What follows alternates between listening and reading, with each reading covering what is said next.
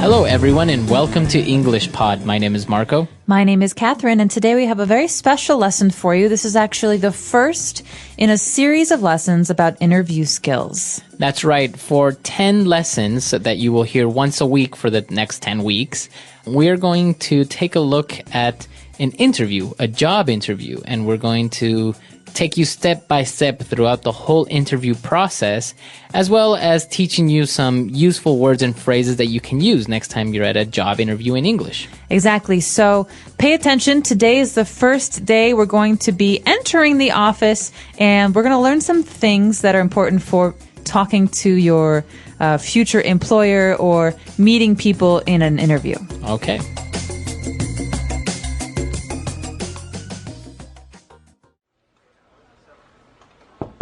Come in. Mr. Parsons? Ah, you must be Rebecca. Please do come in. Thank you for making some time to see me, Mr. Parsons. It's a pleasure to meet you finally. The pleasure's all mine, Rebecca. Have a seat, please. Now, would you like any refreshments, tea, or coffee? A coffee would be lovely, thank you. Black, no sugar. No problem. Sally, can we have 2 coffees, please? 1, no milk or sugar. Mr. Parsons? So, Rebecca, I understand you had a first interview with Miss Childs last week? Yes, that's correct. She filled me in on the details of the job on the telephone. Great. Well, I'm glad to say she recommended you for a second interview, and here we are. Perhaps we can start by discussing your background and resume details a little. Yes, of course. All right, we're back. So now let's take a look at language takeaway. Language takeaway.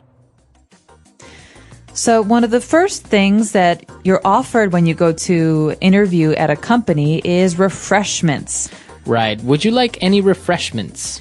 This sounds complicated, but it's actually a very simple word for beverages or drinks. Right. So that's why he offered her tea or coffee. Right. So refreshments are cola, coffee, tea.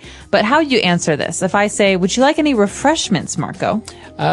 You can say, yes, water would be fine, thank you. Okay, water would be fine. Or I'd like a Coke. Or I'd like a cup of coffee. Cup of coffee. Great. Refreshments are drinks. And after that, the characters are talking about the details of the job. So what are these details? How are they different from the job itself?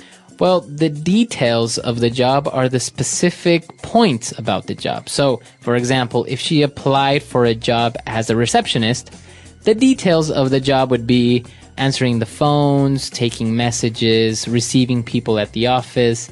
Those are the main details of the job. Also, we need someone who works from 9 a.m. to 5 p.m., someone who is going to come 5 days a week. Mm-hmm. So the details are basically more information about something. Right, the specific information about a general topic. And it's not only related to work, the details can be of many, many things. Right, so if I ask you about your details, Marco, you could maybe tell me your phone number, your address. My full name. Full name or birthday. So these are details. Okay. And, well, after they talked about the details of the job, after she explained that she received the details of the job by phone, Mr. Parsons said that she was recommended for a second interview. So Rebecca is coming to the office for a second time. She already had one interview, and the woman she talked to the first time recommended her for a second interview. So the verb here is to recommend. Right. And you can recommend a person, an object, a movie, and that's basically you are saying that this is good and that it's worth seeing, it's worth buying, it's worth interviewing. For example, I really like the movie Avatar. Marco, I recommend you see it. Okay, or I can say, Catherine recommended the movie Avatar. Okay, so Catherine liked it, Catherine decided, Catherine suggested or told Marco it would be good. That's right. So to recommend. And then Mr. Parsons said that they're going to start discussing her background. Well, background, think of the word back. That means behind. This usually means a person's history at a job or at many jobs or even their educational background, information about where they studied. That's right. So the background, maybe a person's background is, as you said, all their history, work, study, many different things, even maybe seminars or courses that they assisted. Or even just their personal history. For example, Marco, you speak English like an American. What's your background? Because I know you're not American. Right, I'm from Ecuador. Okay, background. So that means someone's personal history. That's right.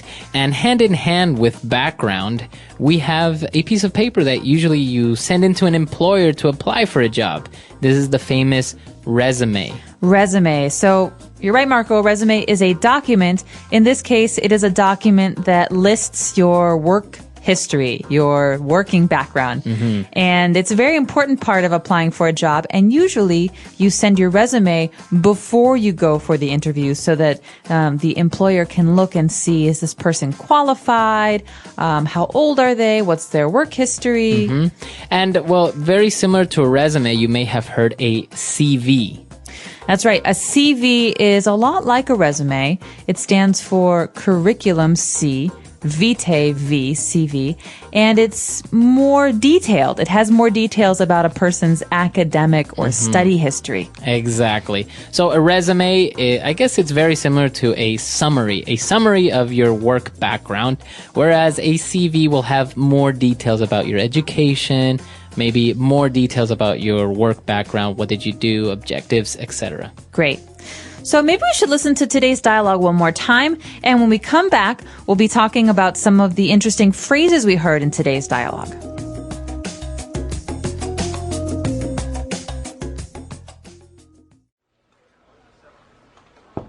Come in. Mr. Parsons? Ah, you must be Rebecca. Please do come in. Thank you for making some time to see me, Mr. Parsons. It's a pleasure to meet you finally. The pleasure's all mine, Rebecca. Have a seat, please. Now, would you like any refreshments, tea, or coffee? A coffee would be lovely, thank you. Black, no sugar. No problem.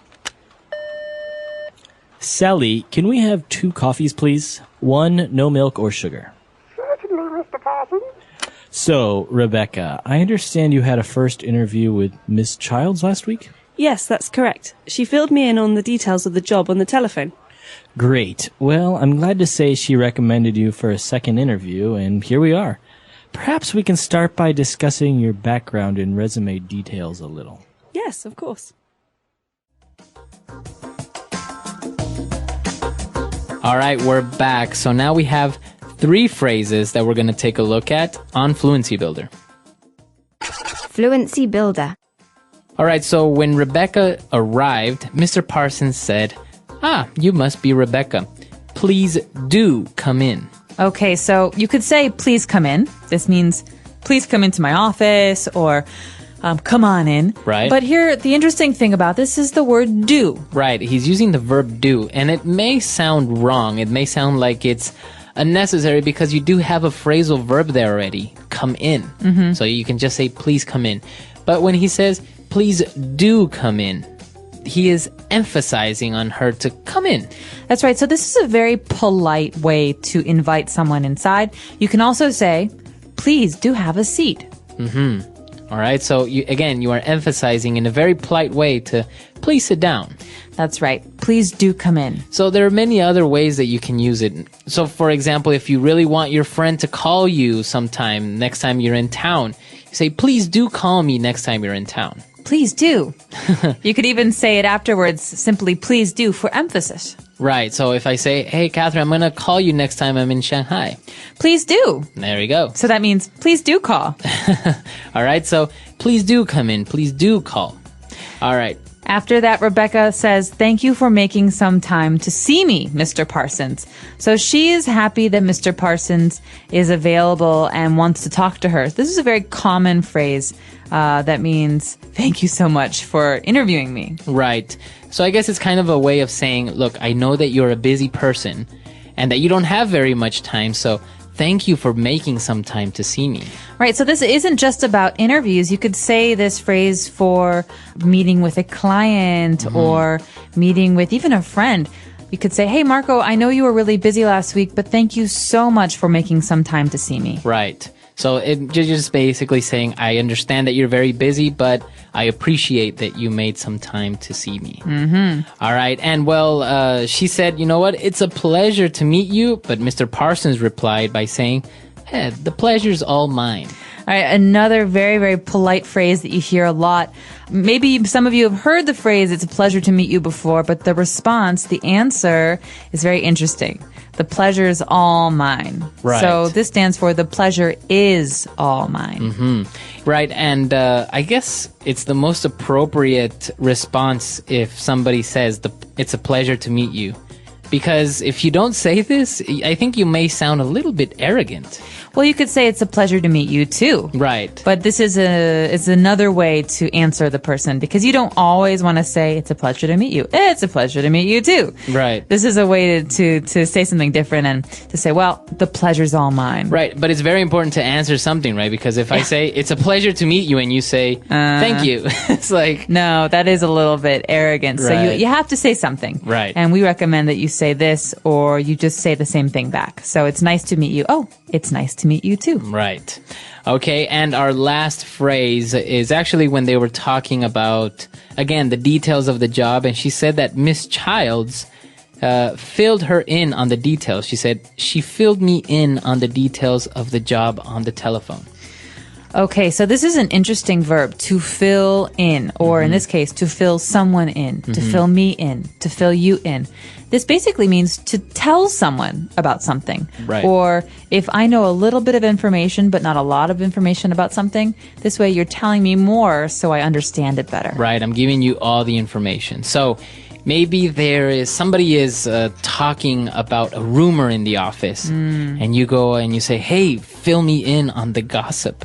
All right, so you want to know all about it. Right. Or for example, Marco, we're having a party next Sunday, but I'll have to fill you in on the details around Friday. Okay, because you don't have all the information right now. Yeah, I don't know yet what time or where. Okay, so to fill someone in is to give them all the information or to give them more information. Fill me in. Fill me in. All right. Why don't we take a look at our dialogue for the last time, and we'll be back in a little bit.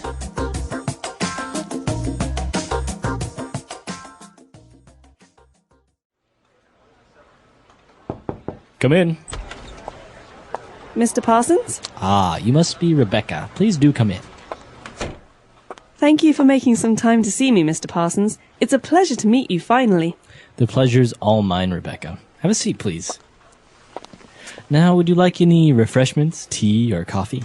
A coffee would be lovely, thank you. Black, no sugar. No problem. Sally, can we have 2 coffees, please? 1, no milk or sugar. Certainly, Mr. Parsons.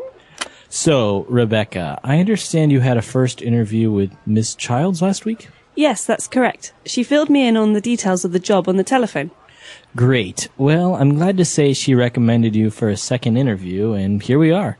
Perhaps we can start by discussing your background and resume details a little. Yes, of course.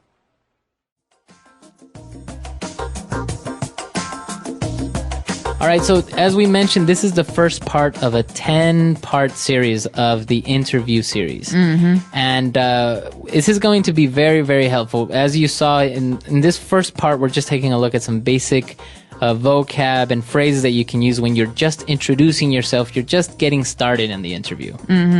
So what we're going to be looking at later on is talking about yourself, answering questions. But many people don't realize that one of the most important parts of the interview is the very, very beginning.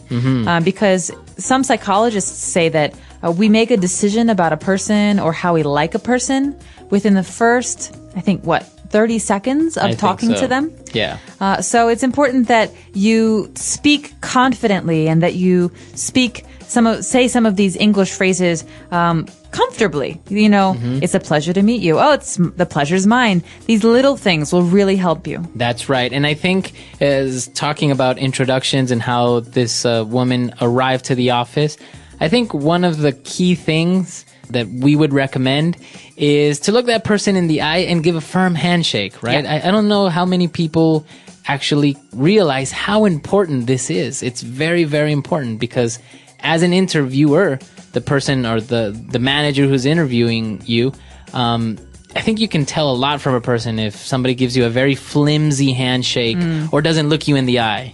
That's right. Well, I think in many ways people think, oh, this person is not confident, or this person is uncomfortable, or this person is hiding something. Yeah. And so it's important really to be yourself, to smile, to look at a person in the eyes, especially in a lot of like American companies or Canadian companies.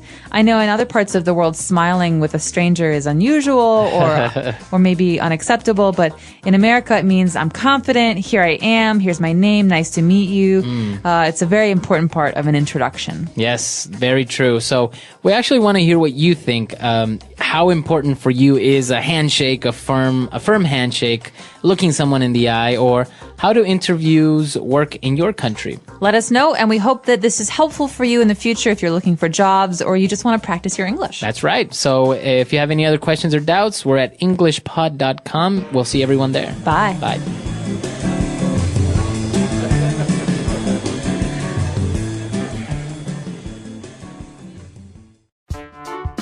The English Pod Audio Review.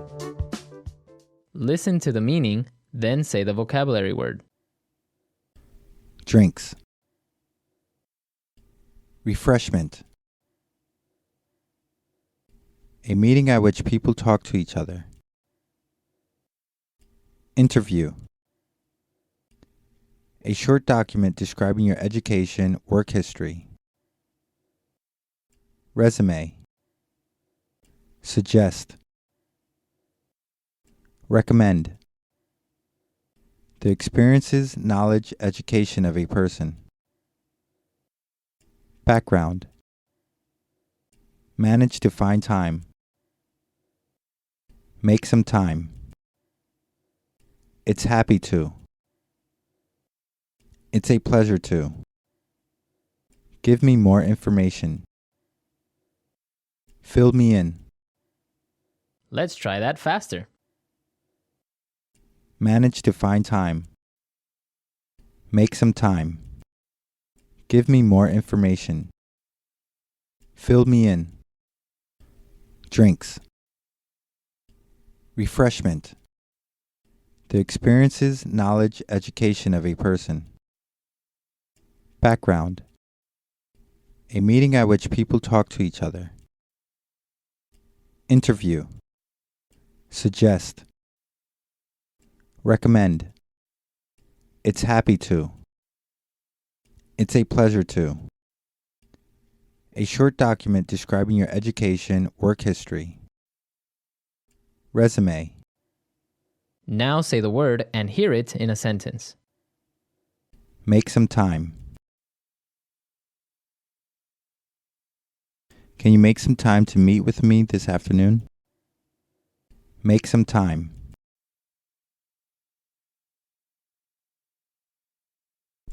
Please make time to finish that product today. It's very important.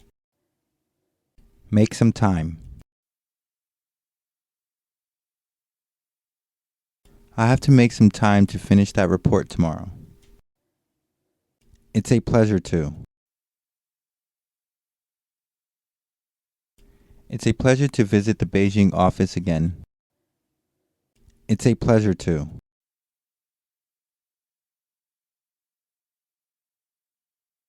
Mr. Johnson, I've heard so much about you. It's a pleasure to finally meet you. It's a pleasure to. It's a pleasure to be here in New York for the opening ceremony. Fill me in.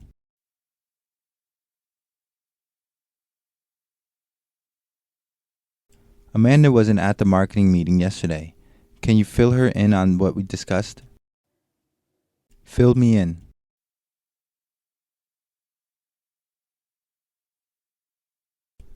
Joe and Stacy are getting married. Come on, fill me in. I want details. Fill me in.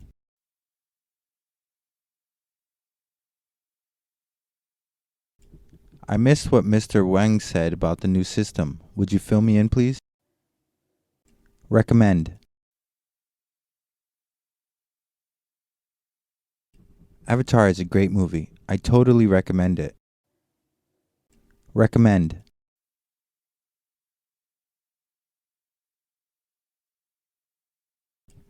There are many ways we can solve this problem, but I recommend taking a direct approach. Recommend.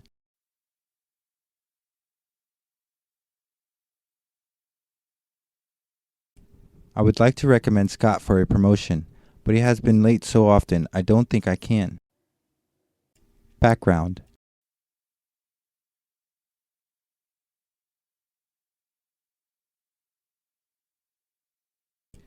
Jill has a strong background in IT. She studied computer science in university and spent 2 years working for Microsoft. Background.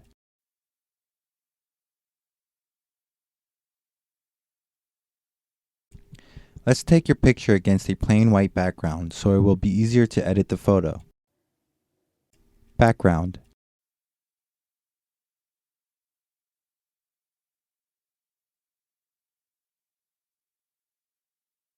President Obama has a varied cultural background. His father is Kenyan, his mother is from Kansas, and he grew up in Indonesia and Hawaii.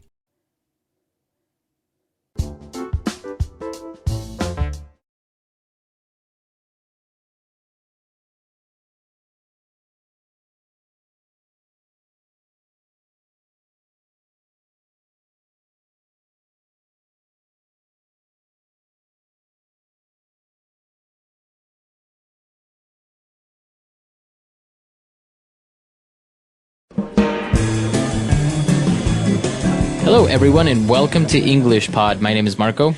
My name is Catherine, and today we're bringing you another elementary level lesson as a part of our interview series. That's right. This is part 2 of the interview series. In the last part, we talked about, a brief introduction when you arrive to a job interview. But on this occasion, we're going to talk a little bit about yourself and your life. That's right. So this is the most personal part, I think, of an interview. Let's take a listen to today's dialogue, and we'll be back in a moment to talk more about the things that you've heard.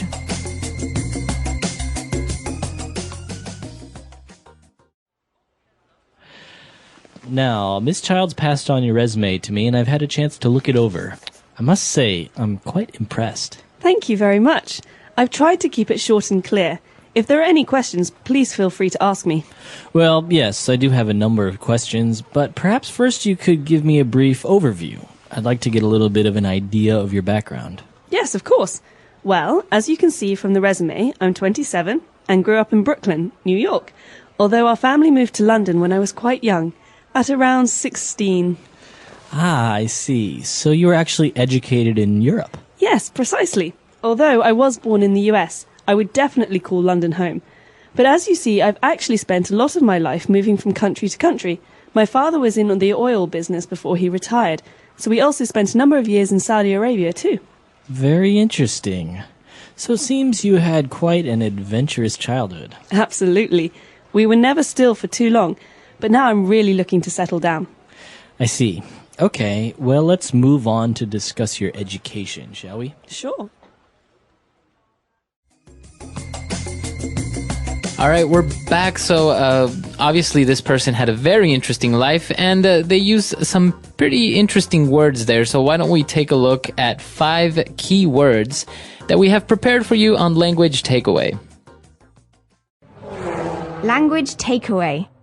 All right, so the first word that we have is right when Mr. Parsons talked to Miss Childs, and he said that he was very impressed with her resume.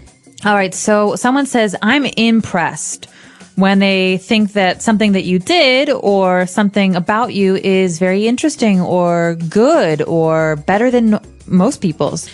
That's right. So you're kind of amazed. You're kind of, you're like, wow, right? And so this is an adjective. I am impressed. That's right. So teachers sometimes say this. Maybe when you do really, really, really well on a test, they say, hey, Marco, I'm really impressed. You got 99%. Parents say this too, friends, family. So basically, this is a way to say, good job. Wow. Right, and there's also a verb. So this is the adjective, to be impressed, and the verb form would be to impress someone. So that's obviously, if you impress your teacher by studying, your teacher will be impressed. That's right. And following that, Mr. Parson has some questions about Miss Child's background. That's right. He asked her for a brief overview of her background. So we have two interesting words there. An overview. What is an overview? An overview is like a summary. It's basically a way to ask for someone to give you a lot of information in very few words. That's right. So you don't really want too much details. You don't want somebody to tell you their life in detail. You just want a brief summary. Right. So not, I was born on August 11th in 1979 and I was, and then I went into this. And no, this is basic, simple, this is where I'm from. This is where I went to school, the end. Mm-hmm. And well, he wanted a brief overview of her background. What exactly is her background? Well, think about the word back. Okay. That means behind. Or in this case, background is your personal history. So you could ask someone, what's your background? It means, where are you from? Or, what have you been doing up to now in your life? That's right. And precisely when he asked her about her background, now she's starting to talk about her life. In general terms, as we said, it's an overview. So she said that she's 27 and she's from Brooklyn, etc. So she starts giving very general information about herself and her life. Exactly. So when she starts to do this, Mr. Parson has more specific questions about her life because he wants to know details. So he asks her then where she was educated. So this phrase, to be educated, is very important. That's right. So he's asking her, you studied in Europe. That's right. To be educated means to have someone teach you or to go to school somewhere. So, for example, I was educated in America. Where were you educated, Marco? I was educated in Chile. Wow. So you've been educated in a number of different places, right? At home and in a different country. Right. But you can also specify the university name, right? For example, I was educated at Harvard. Can you say that? You can. Or I was educated at a number of different schools. So you can say, I studied or I was educated. All right. And well, apparently she was moving around from Europe, United States. So Mr. Parsons says, wow, it seems that you had an adventurous childhood. Okay, this is a great adjective, adventurous. You can say a person is adventurous. So Marco is very adventurous. He likes to jump out of airplanes. But you can also say that an experience is adventurous, like moving around a lot as a child. Right. So I guess adventurous can go hand in hand with exciting or very interesting, full of emotion. That's right. Okay. Adventurous. So a person can be adventurous, and we actually had a lesson about this when we describe personalities. You can say someone is adventurous. Exactly. All right, very good. So 5 key words that we just took a look at. Why don't we go back, listen to the dialogue again, and we'll be back to talk a little bit more on Fluency Builder.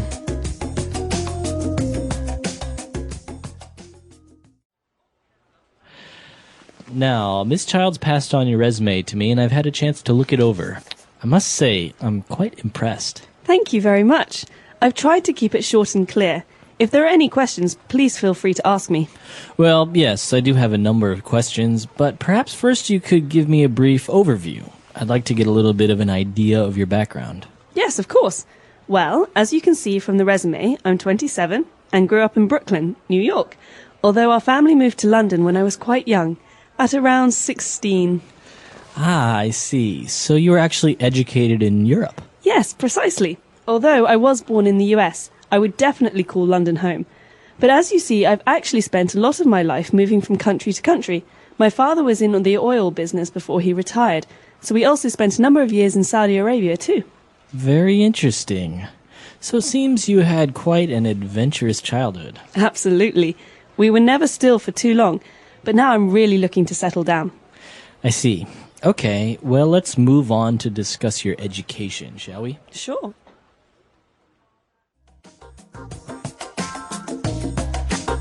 All right, we're back. So we have 4 phrases for you on Fluency Builder prepared, and let's start on with the first one.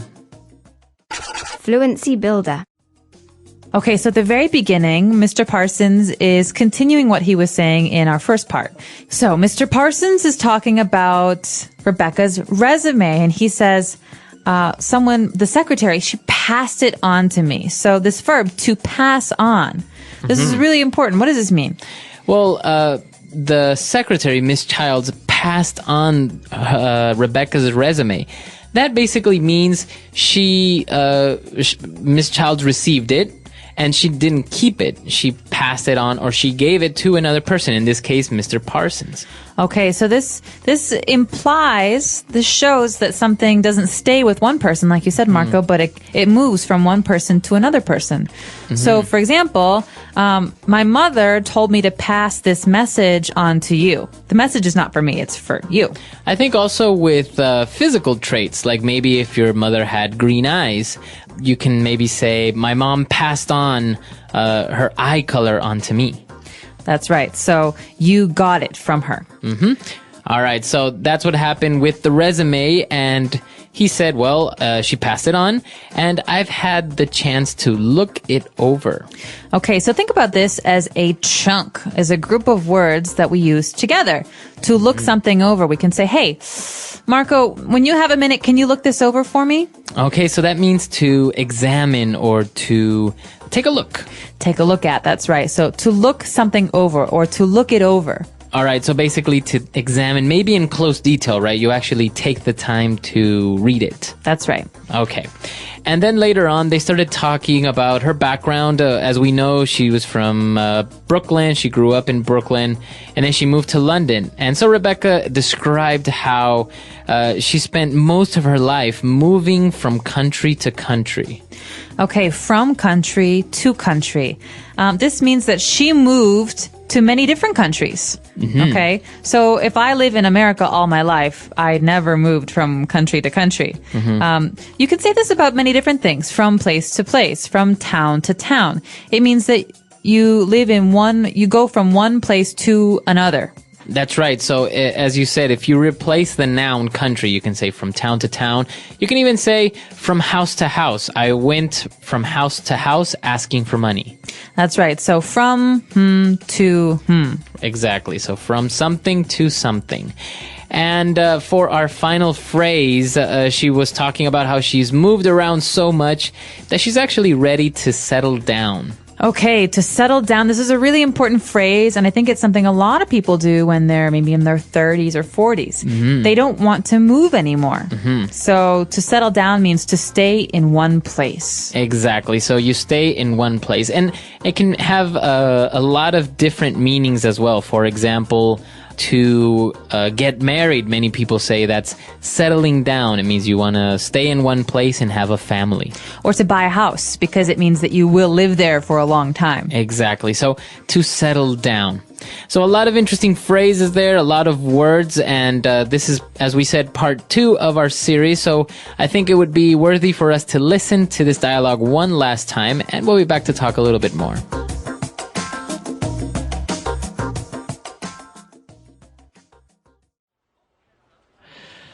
Now, Miss Childs passed on your resume to me, and I've had a chance to look it over.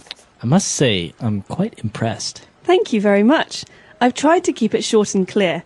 If there are any questions, please feel free to ask me.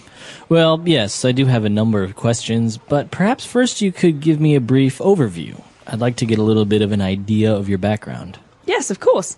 Well, as you can see from the resume, I'm 27 and grew up in Brooklyn, New York, although our family moved to London when I was quite young, at around 16.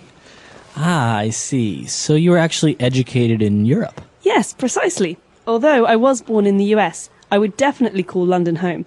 But as you see, I've actually spent a lot of my life moving from country to country. My father was in the oil business before he retired, so we also spent a number of years in Saudi Arabia too. Very interesting. So it seems you had quite an adventurous childhood. Absolutely. We were never still for too long, but now I'm really looking to settle down. I see. Okay, well, let's move on to discuss your education, shall we? Sure.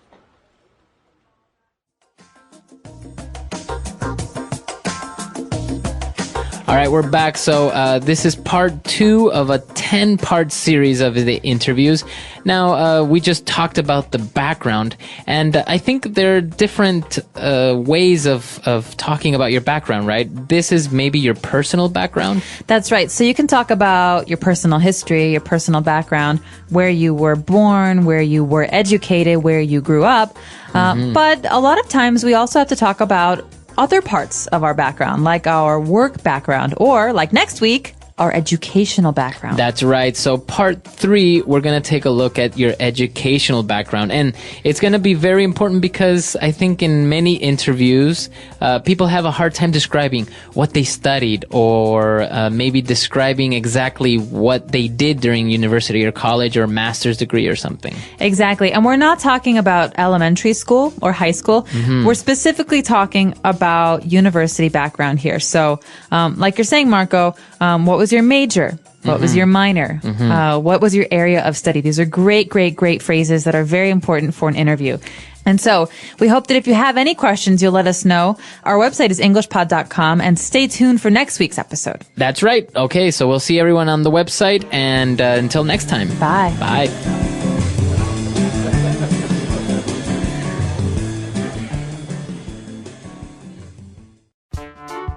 The English Pod Audio Review. Listen to the meaning, then say the vocabulary word. Cause someone to feel admiration. Impress. A general description. A brief overview. To calm down. Settle down. Hand in. Pass on. Feel relaxed. Feel free. Let's try that faster. Hand in. Pass on. A general description.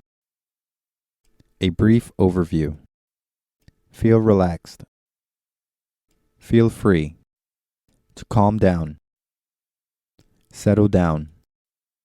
Cause someone to feel admiration. Impress. Now say the word and hear it in a sentence. A brief overview.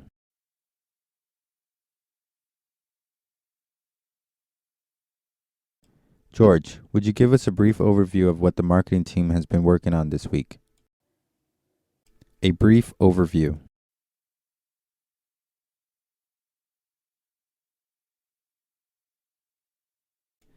This guidebook doesn't have a lot of detailed information about Paris. It just provides a brief overview.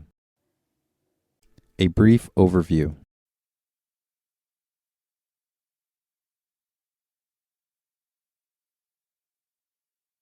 Before we talk about the specific job description, let me give you a brief overview of what we do here at ABC Corporation. Impress.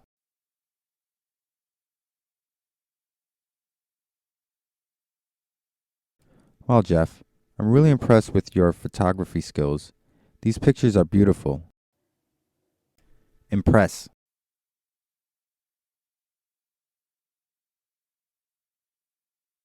On my first trip to Hong Kong, I was really impressed with the efficiency of the subway system. Impress.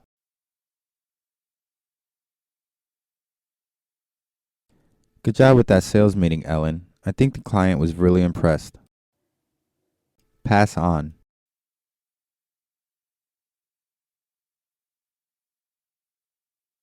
We're all going to the Sichuan restaurant for lunch. Pass it on. We want to have a large group. Pass on.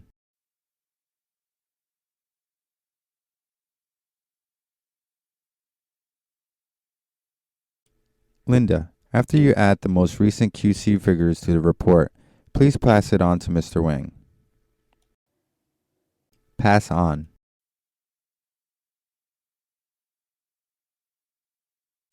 Thanks for your feedback. I'll pass your suggestions on to the design team. Feel free.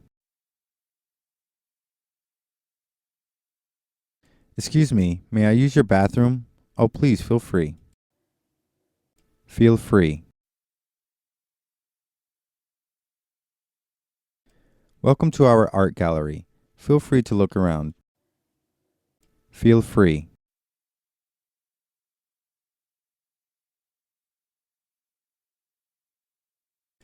After listening to this English Pod lesson, please feel free to post your questions and comments on our website. Settle down. Children, settle down, please. It's time to begin class. Settle down.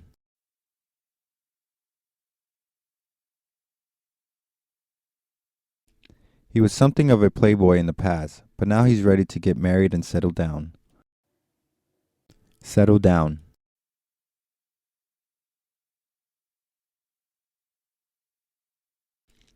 After living in the city so long, I'd really like to settle down in a small town.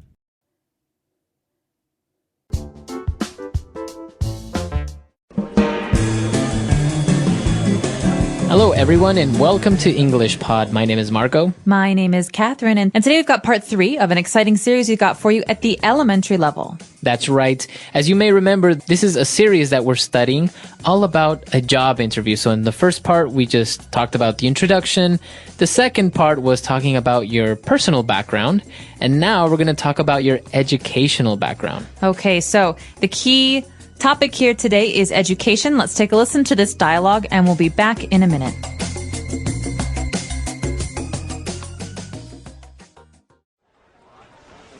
Now, if I look here, I see that you completed a BA in English. Yes, that's right. After graduating from high school in New York, I attended York University in the UK. My major was English and my minor was business. I completed my BA in 2004. Yes, I'm pleased to see that you also got a distinction. Yes, that's right. I've always enjoyed studying. My friends say I'm a bit of a bookworm, but my father always pushed us to succeed at school. Well, it looks like his encouragement paid off, Rebecca. So how about extracurricular activities at university? Well, I've always been keen on writing, so I became the editor for the university student newspaper, which I really loved. Also, I volunteered for a group called Shelter to help the homeless in New York. What did that involve? Providing warm meals and shelter, especially in the winter months. I found it really fulfilling to be part of that group. I'm sure. Okay, now let's move on to your work experience, shall we? Yeah, okay. Okay.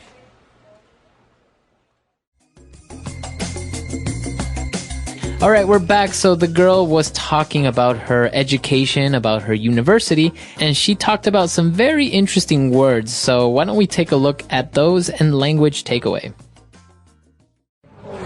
Language takeaway.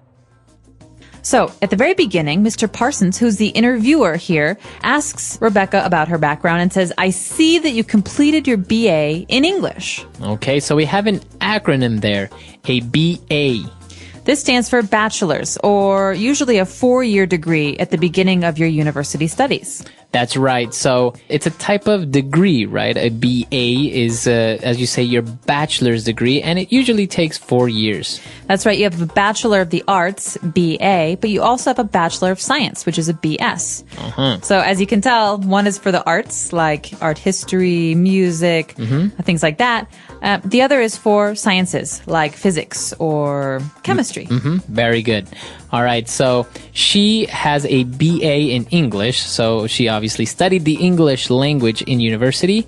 Then she moved on to talk about her major and minor. That's right. So, as you know, a degree is not just a degree in the arts in general, but it usually has a focus or an area of focus. So, her area of focus, her major was English. This is the most important part of her studies. So many of her courses, most of her courses at university were in English. That's right, but she also has a minor in business studies. Okay, that means she also studied business and business studies. That's not as important as her English studies, but it was very much a part of her degree. So let's say that when she was studying in university, 70% of what she studied was related to her major, English. And maybe 30% was her minor, was business studies. That's right. And she goes on to talk about herself and her friends who describe her as a bookworm. This is a really nice adjective and very common in English. That's right. So if you are a bookworm or you describe yourself as a bookworm, it means that you like to study a lot. You like to read a lot of books. So bookworm is just like what you said, is someone who really likes to read, someone who's always reading, maybe someone who lives in the library. So that's why you call them a bookworm. They live in the library or they read a lot of books. All right, so that's the noun bookworm. Now moving on to other parts of university. When you're studying, you're not only studying English or sciences and things like that. Sometimes you also do other activities or other things. That's right. So you have your schoolwork, which is during school. It's English and business studies for this woman, Rebecca. But you also have what you do outside of school. This is called extracurricular activities. So that's a long word, extracurricular. That's right. So extracurricular means it's not in the curriculum, right? That's right. It's outside of school. So it's not really like a specific subject or something that's related to your studies. If you don't do extracurricular activities, it's okay, right? That's right. A lot of people don't do any extracurricular activities, but many people do. For example, writing for the school newspaper or playing soccer. Exactly. So those are extracurricular activities. Anything that you want to do in university apart from studying, playing soccer, writing, etc. And it's not just university. You can do these in high school as well. Okay, very good. So those are the words that we have picked out for you today. I think they're very specific to education. And I think we should go back, listen to the dialogue again, and we'll be back in a bit with Fluency Builder. Now, if I look here, I see that you completed a BA in English. Yes, that's right. After graduating from high school in New York, I attended York University in the UK. My major was English and my minor was business. I completed my BA in 2004. Yes, I'm pleased to see that you also got a distinction. Yes, that's right. I've always enjoyed studying. My friends say I'm a bit of a bookworm, but my father always pushed us to succeed at school. Well, it looks like his encouragement paid off, Rebecca. So how about extracurricular activities at university? Well, I've always been keen on writing, so I became the editor for the university student newspaper, which I really loved. Also, I volunteered for a group called Shelter to help the homeless in New York. What did that involve? Providing warm meals and shelter, especially in the winter months. I found it really fulfilling to be part of that group. I'm sure. Okay, now let's move on to your work experience, shall we? Yeah, okay. Okay. All right, we're back. So now let's start off with our first phrase on Fluency Builder. Fluency Builder. So Rebecca's talking about her father and her friends, and she says she's a bookworm, but her father always pushed us, that means her and her family members, her siblings, to succeed. And this verb, to push us, to push someone, is very important because it's not the same as like to push a door. Right. So it's not physically that you're pushing somebody. It's actually to motivate somebody or to inspire someone to become better at something. That's right. So to push someone is to encourage them to do something bad. It's not always a good thing. So right. She was always pushing me to do what she wanted to do, not what I wanted to do. That means someone's always trying to influence you or to get you to do something. Exactly. So as you say, to push someone is to influence them, to motivate them, to encourage them to do something good or bad. Well, and Mr. Parsons agreed with her dad's encouragement, and he said, well, it really paid off. Okay, this is a great verbal phrase, to pay off. This means to have benefits. Okay, so all of your hard work really paid off. So you can see the results. You can see the positive results of your hard work. It paid off. You could even ask someone, all that hard work, did it pay off? Right. So that you're basically asking, was it worth it? Yeah. Okay, to pay off. And, well, when she was talking about extracurricular activities, she said she was always keen on writing. Now, I think this is more common among British people to say you're keen on something, but it basically means to like. So remember the phrase keen on. This is the preposition here, keen on. I'm keen on writing. So can you say that you are keen on someone? Yes, you can. That means you like someone, maybe romantically. Okay, so it's kind of as Catherine said, a more of a British thing, but it's correct, and you can use it in replacement of to like. I think it also sounds a little bit more formal. Instead of saying, well, I've always liked writing, if she says, well, I've always been keen on writing, I think it sounds nice. A little smarter. Yeah.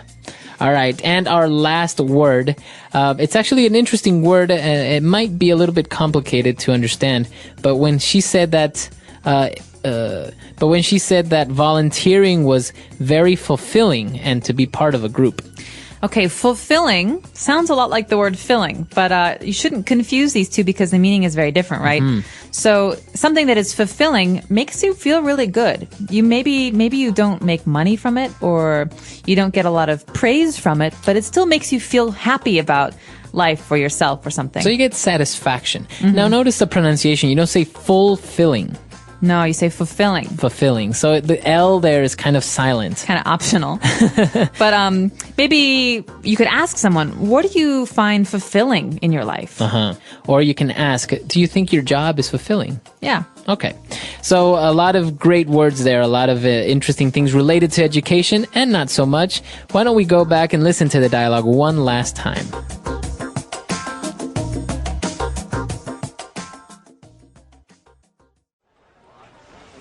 Now, if I look here, I see that you completed a BA in English. Yes, that's right. After graduating from high school in New York, I attended York University in the UK. My major was English and my minor was business. I completed my BA in 2004. Yes, I'm pleased to see that you also got a distinction. Yes, that's right. I've always enjoyed studying. My friends say I'm a bit of a bookworm, but my father always pushed us to succeed at school. Well, it looks like his encouragement paid off, Rebecca. So how about extracurricular activities at university? Well, I've always been keen on writing, so I became the editor for the university student newspaper, which I really loved. Also, I volunteered for a group called Shelter to help the homeless in New York. What did that involve? Providing warm meals and shelter, especially in the winter months. I found it really fulfilling to be part of that group. I'm sure. Okay, now let's move on to your work experience, shall we? Yeah, okay. Okay.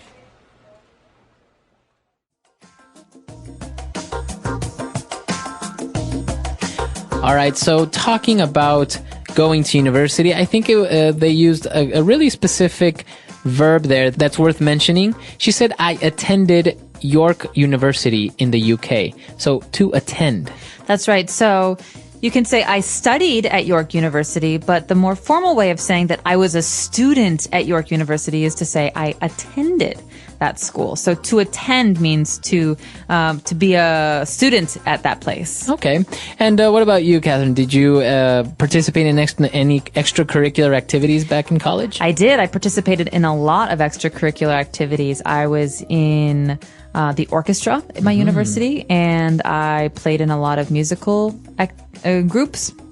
I also was in a discussion group for politics. Oh, wow. And the India-Pakistan dialogue group. And I was in a number of different film clubs. So we would talk about film. And I even helped out at the TV station for my university. Oh, wow. The university had a TV station. Yeah. So all of it was student directed. So basically the students controlled the TV station. That's really interesting. I think these types of extracurricular activities are, as many as these, are maybe not as common in other places, or maybe they're a little bit different. I know, for example, in the U.S. you have all these political ones and a lot of sports and things like that, but you also have very strange, far ones like I don't know, like there's a cooking club, and there's even like a gardening club. I've heard astronomy club. There's all types of extracurricular activities. Well, what's really nice about a lot of American universities is that there are many, many resources that students can use. And so maybe the reason there's a cooking club is because there are massive kitchens that the students can use to cook food and experiment, and even teachers and professors sometimes come to help. So it's a really nice environment because everyone's teaching each other. Right. No, it's very, very interesting, and we're actually curious to know how universities work in your country. Are you able to have a minor in a subject? Because many universities don't offer this option. Right, they just have one major and that's all. Right, or maybe are you able to participate in extracurricular activities? Like sports or radio or writing? Let us know. Our website is englishpod.com. All right, so we'll see you guys there. Bye.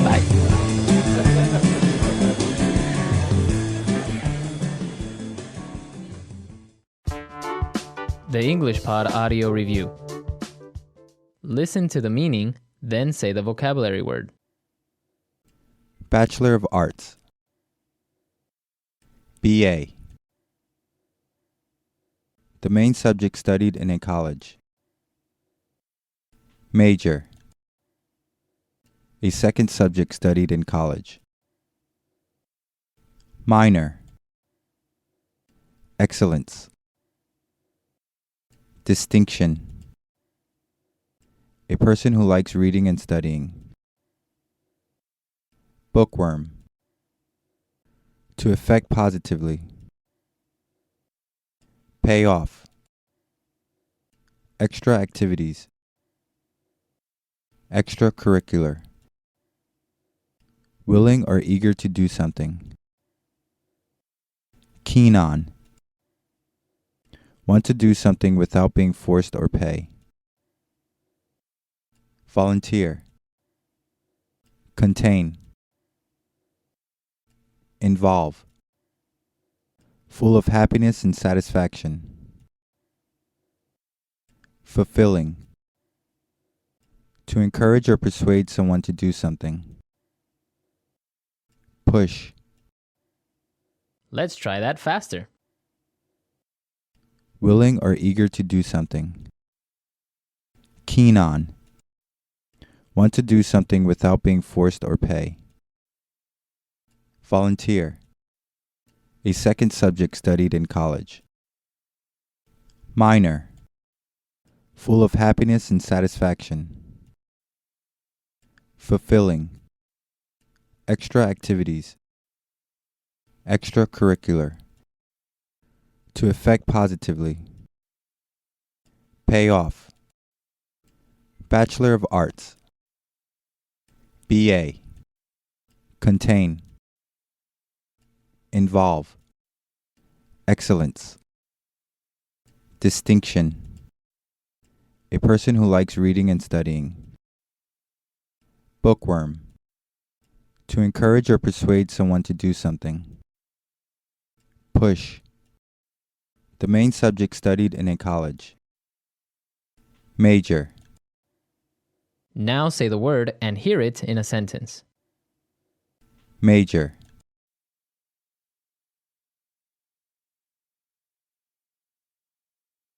You're almost finished with your first year of college. Have you decided on a major yet? Major.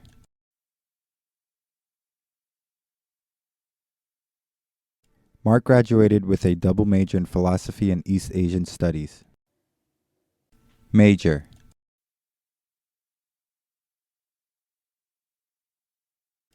I attended the University of Washington where I majored in economics. Distinction.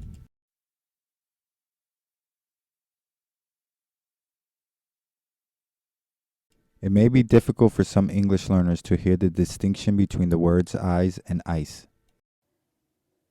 Distinction.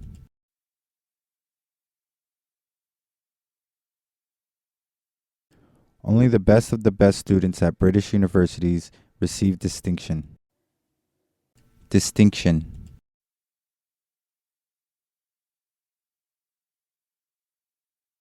And Bo Shishun had the distinction of being the tallest man in the world. Keen on.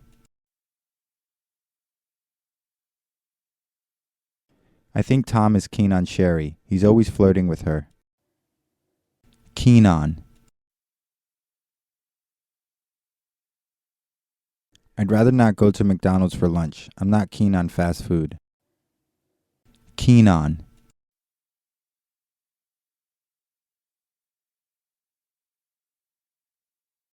My boss is really keen on golf these days, so we bought him monogrammed golf balls as a gift. Pay off.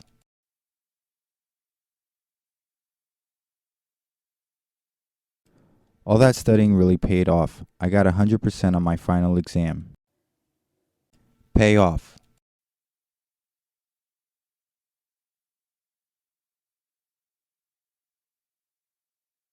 My daughter doesn't like going to violin lessons 3 times a week, but I tell her that all this practice will pay off someday. Pay off.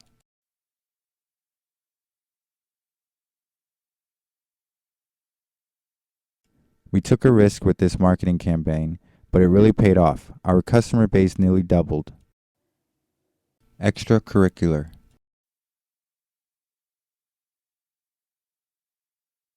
What extracurricular activities did you participate in while you were in college? Extracurricular.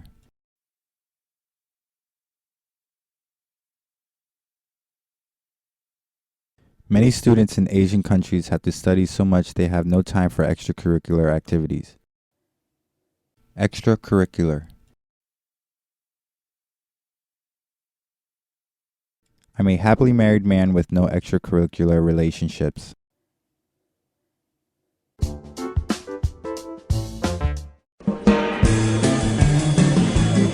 Hello, everyone, and welcome to English Pod. My name is Marco. My name is Catherine, and today we have a new lesson in our series about interviewing for a new job. This is, of course, at the elementary level. That's right. So this is part 4 of our interview series. Remember, we are taking a look each week at giving you tips and also the proper language for when you have an interview in English.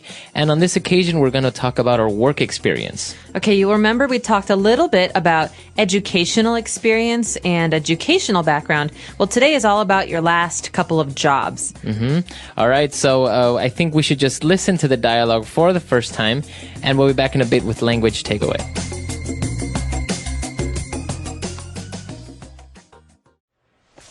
Right, Rebecca. Now I see that after graduating from university, your first job was... For a local paper in York called the York Herald. Actually, I started with them as an intern. I was really keen on getting some experience in journalism, and this seemed like a good first step. Certainly. And after your internship? They seemed impressed and offered me a position as a junior local news reporter. I ended up staying 2 years there, actually. I was in charge of the sports news section of the newspaper. I really enjoyed it there, and it really helped me build my skills. Yes, I see. But you decided to leave them in 2006, right? Yes, that's right. My husband and I moved to London, and so I managed to find a position with a national newspaper based in London. The London Weekly, right? Yes. In some ways, it was a step down from my previous job, but it did offer me much better prospects for the future. All right, we're back. So now we've picked out a couple of key words, and we're going to take a look at those now on language takeaway. Language takeaway. So, Marco, a lot of people don't start out as a professional with a job. They have something else first. What is this? That's right. A very popular way to begin your work experience. You become an intern, or you work as an intern. Okay, so the name of the job, we could say, is intern. I'm an intern, or he's an intern at my company. Exactly. So usually interns work at a company.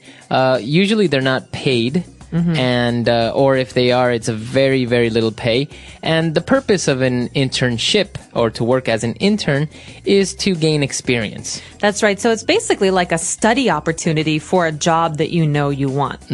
I could be an intern at a media company, and I could learn all about media, but it's not really a full job. Exactly. And usually it serves as an opportunity to maybe continue working at that company in a full-time job. So you become an intern, and the noun or what you are doing is called an internship. So I'm an intern, but what I have is an internship. Right. It's like saying I have a job. I have an internship, but I am an intern. Exactly. All right, so we've covered those 2 words. Now, let's move on to when she's describing her work experience in the York Herald, and she described it as a very good first step. Okay, so a first step, you think about your foot, your step, you're moving. It means the very first thing you do when you're heading in some direction. Right, and professionally, I guess your first steps are maybe becoming an intern. Right, or you could say my first step was working in the mail room at this big movie studio, but later I became, famous movie producer. Exactly. So that's kind of like the way that you begin your professional life. And, then they started talking about the newspapers. And actually, Rebecca was offered a position as a junior local news reporter. Okay, so junior means usually lower ranking or not experienced. Someone who is just starting out. And of course, after junior, we have senior. Right. So a senior news reporter is someone who's worked for many, many years as a reporter. Usually, I guess, a junior news reporter would make less money than a senior news reporter. Exactly. You could also say junior executive or senior executive. Junior manager.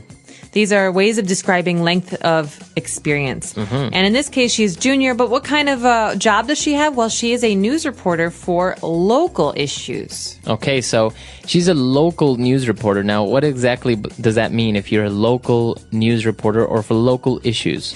Well, if I live in Chicago and I'm a local news reporter, I only write or report the news about Chicago. Okay. It's a way of describing the things in my area.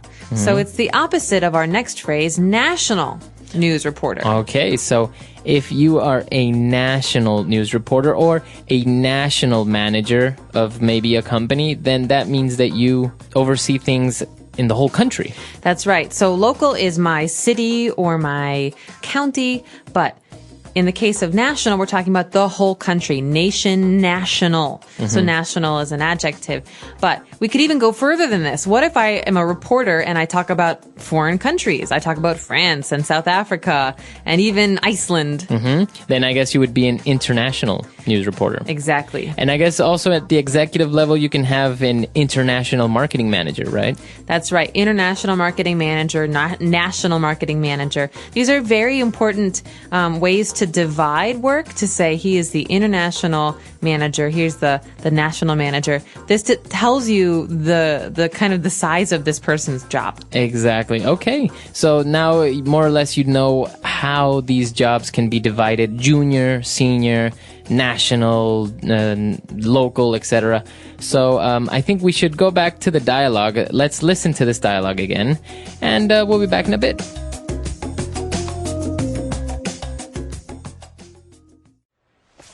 Right, Rebecca.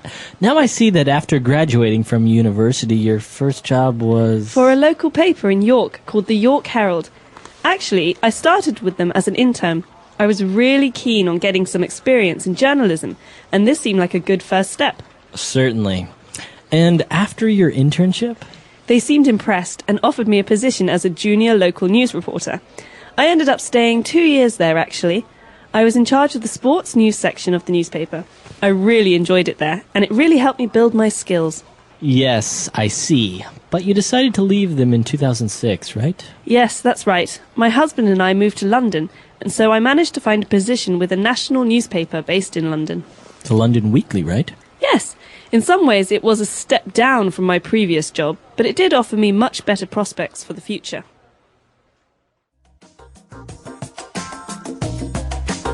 All right, so now let's start with a couple of phrases and phrasal verbs on Fluency Builder. Fluency Builder. Okay, in today's dialogue, we heard a lot of really wonderful phrases, Marco. Some of them are ways of making your experiences sound better, more professional even. For example, this first one, Rebecca's talking about her first job in New York, and she says, I was in charge of the sports news section. In charge of. So that phrase, I was in charge of, or to be in charge of, what does this describe? This describes responsibility. Basically, she's saying, I was responsible for, or I had to manage the sports news section. She's taking credit for this job that was important. Okay, so this is a key phrase because this is the typical phrase that you use to describe your responsibilities or to describe what you did in your previous job position or your previous job. So, right, I could ask you, when you were in marketing, what were you in charge of? Right, and then you say, well, I was in charge of, and then you explain your responsibilities or what you did. I was in charge of our national accounts, or I was in charge of the local news. Exactly. So this is a very simple phrase. Just remember it. I was in charge of, and then you can start explaining what were your responsibilities, what you did in your previous job. All right, moving on now towards the end of that paragraph, Rebecca says that well, being in charge of the sports news section was really fun, and it really helped her build my skills. It really helped me build my skills. So to build your skills, or in this case, I build my skills, means that I have some skills, but maybe they're not really developed. Maybe, I just finished college. I want more experience. Mm-hmm. Well, in that time during my first job, I build my skills. I become better at writing or having interviews, things like that. Exactly. So when you build your skills, you kind of improve your abilities or you gain more experience. Mm-hmm. All right. And another interesting phrase coming up here when Rebecca talked about moving to London with her husband, she said, I managed to find a position with a national newspaper. Okay, so I managed to, or you could say to manage to do something. This is a really interesting phrase because it's another way of saying to be able to, or to succeed at something. Okay, so don't confuse it with manager or to manage people. That is also correct. Obviously, it exists. But to manage to do something is to, as you said, to be able to do something. Right. So, for example, I was running really late yesterday and I had a ticket for a train at 5 o'clock. I thought I would miss the train, but I managed to get to the train on time. That means I was able to get on the train on time. Exactly. Okay, so you managed to find a job. I managed to get to the train on time. I was able to. Mm-hmm. All right, and towards the end, Rebecca talked about her job at the London Weekly, and she described it as a step down from my previous job. Okay, is this a good thing or a bad thing, Marco? A step down in something is a bad thing. It's to reduce in level or to decrease. Okay, so basically she's saying, listen, I had this really great job in York, and I took a new job in London, and the new job, it wasn't as good in many ways, because maybe she had less responsibility, or maybe it paid less. So this is a way of saying it wasn't as good as my last job. Okay, so her new job was a step down from her previous job.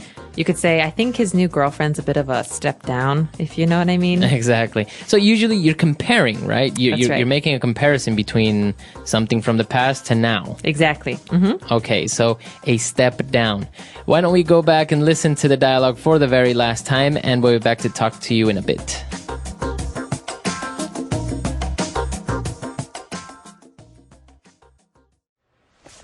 Right, Rebecca.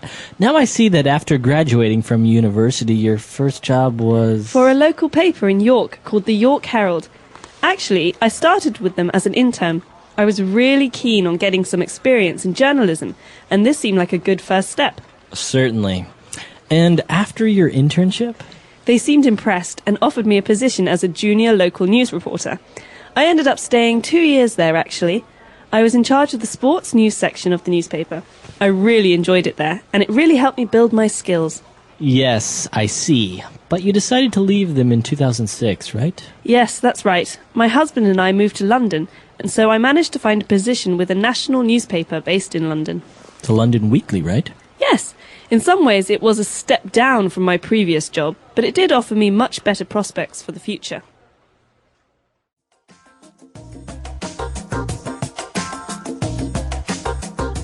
All right, so talking about internships and interns, it seems that usually they get, it's not very exciting to become an intern because it ends up that the office people just make you, make coffee or copies and stuff like that. You're not really gaining much work experience. That is the reputation in the United States for internships. So basically, when you agree to do an internship, sometimes you have to apply to do an internship. Mm-hmm. It's a very long process. You end up, like you say, making coffee for people or photocopying reports. And this is really boring work. Right. I think, that is the reputation that many places have, like you say, in the United States. But also, I don't know, I guess it does seem, in a way, the only opportunity in order to be able to get into an industry or a company. Maybe it's a really good company, like, I don't know, like Procter & Gamble. Mm-hmm. And how else are you going to be able to get in there with no job experience? Well, that's right. And a lot of people know that an internship doesn't really give you work experience, but they'd still give it, they still think that it gives you some edge or some advantage when you're looking for jobs later. Because if I write down on my resume, we were talking earlier about resumes. If I write down on my resume that I was an intern at Procter & Gamble, wow, that's really impressive. Right, it looks good. All right, so this is an interesting topic. Let us know if you were ever an intern. Maybe you started out as an internship, or maybe you're doing one now. Was it better than we say? Did you do anything else other than making coffee? We really hope so, and we look forward to hearing about your experiences. All right, we'll see everyone at englishpod.com, and until next time. Bye. Bye.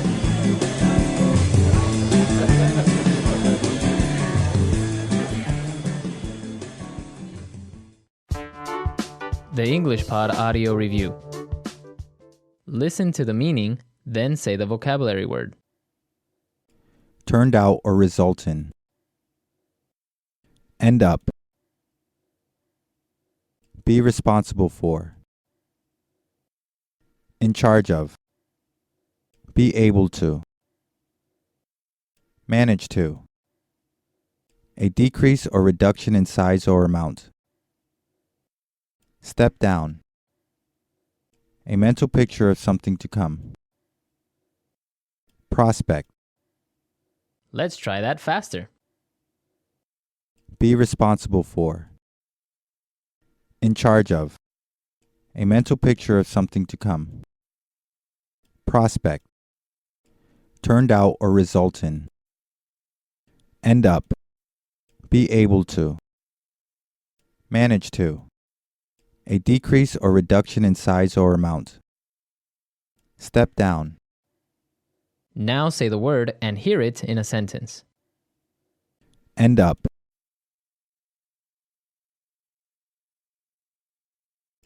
If you don't start driving more carefully, you're going to end up in an accident.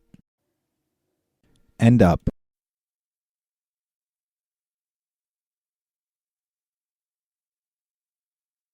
We had meetings with several different suppliers, and we ended up choosing Acme because of their excellent customer service. End up.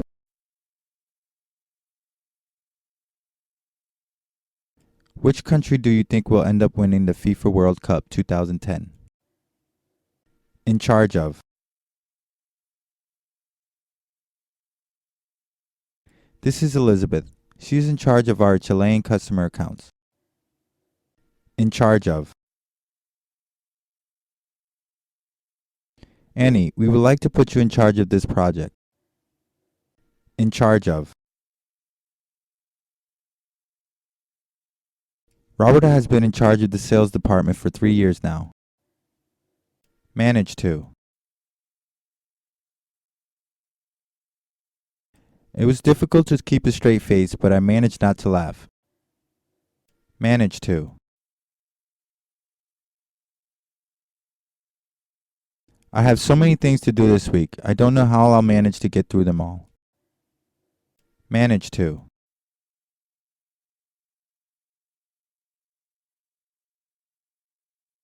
It's almost impossible to get weekend tickets to the Shanghai World Expo now, but Ben managed to get a pair. Step down.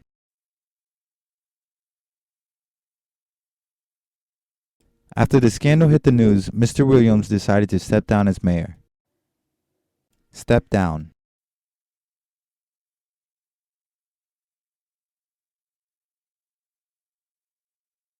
Going from corporate CFO to working at a startup may seem like a step down to some, but Jackie is excited about the change.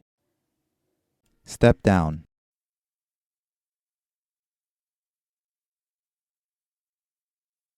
Bill Gates stepped down as CEO of Microsoft in 2000 to devote more time to creating software. Prospect. The prospect of living and working abroad is very appealing. Prospect.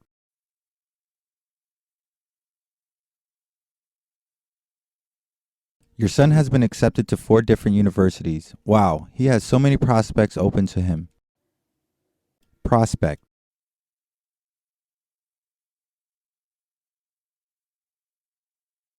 It's true, Q3 was rough, but I think our prospects look very good for the rest of the year.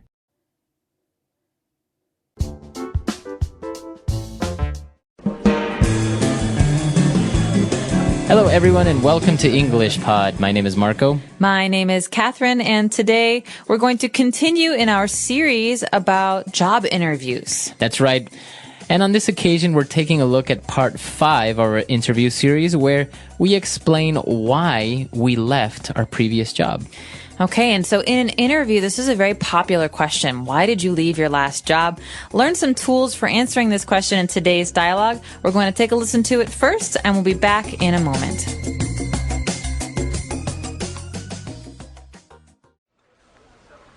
Okay, now I'd like to find out more about your last job. I see you spent almost 4 years at the London Weekly. Is that right? Yes, that's right. To be honest, the first year was quite tough for me. I was really just treated more like an intern. I didn't have many responsibilities, and I found it quite frustrating. So, what changed? Well, slowly but surely I proved myself, and the new editor liked me, so he promoted me to features writer. Wow, a real step up. Yes, I was responsible for restaurant and food reviews mostly. I spent 3 years in that position. But to be honest, it wasn't an area of journalism I wanted to stay in long term. I see. So why did you decide to leave finally? I just felt that the paper couldn't offer me any new opportunities. I really needed a more challenging role, to be honest. All right, we're back, and as we saw, Rebecca handled it quite well, explaining why you left your last job, because obviously you don't want to say something like, well, I just really didn't like my company, or, the boss was a really bad guy. Or I was fired for being lazy. Exactly. So why don't we take a look at a couple of different words on language takeaway. Language takeaway. Okay, so we've got some great descriptive words here. These are some adjectives. The first one is tough. So Rebecca said, to be honest, the first year was quite tough for me. All right, so she's describing that her first year at that company where she was working, it was tough, and that means hard, difficult. That's right. So you could say, this is a really tough situation. That means it's a difficult situation. It's hard because there's no easy answer. Exactly. So if you describe something as tough, it means that it's very difficult. Now, there is another meaning to this where it can be that you are a strong person. Right. So that's different because we're talking about a person, not a situation. But if you're talking about a job or an experience or even homework, like this homework is really tough, it means that it's very hard. Exactly. Well, apart from her job being a little bit tough, she said that it was also a little bit frustrating. Okay, so usually these things go together. If something is tough, like it's difficult, it's usually frustrating too. And so in this case, something is frustrating when it makes you unhappy or, for example, it makes you feel stressed. So something that's frustrating is not a good thing. Exactly. So as you gave the example with the homework assignment, if you have maybe a math assignment that's very difficult and you can't solve it, you don't find the solution, then you get frustrated. You get maybe angry at yourself, or you get very angry for not being able to solve it. So that's when something is frustrating. I hate being frustrated. Exactly. Well, it's not a nice feeling, but she said that, well, it was frustrating, it was tough, but, after a while, I proved myself. Okay, so that means that she was able to show someone that she can handle difficult things, difficult work, difficult situations. And so she said, I proved myself and the new editor liked me. So basically, she did a really good job. Exactly. So if you prove yourself, you're showing someone that you have great ability or capabilities of solving a problem or being able to handle a difficult job. That's right. For example, I could say, last year, Bob didn't do very well at school, but this year he really proved himself. He studied hard and he got really good grades. Exactly. And well, Rebecca, what she got in exchange for proving herself, she got promoted. This is great.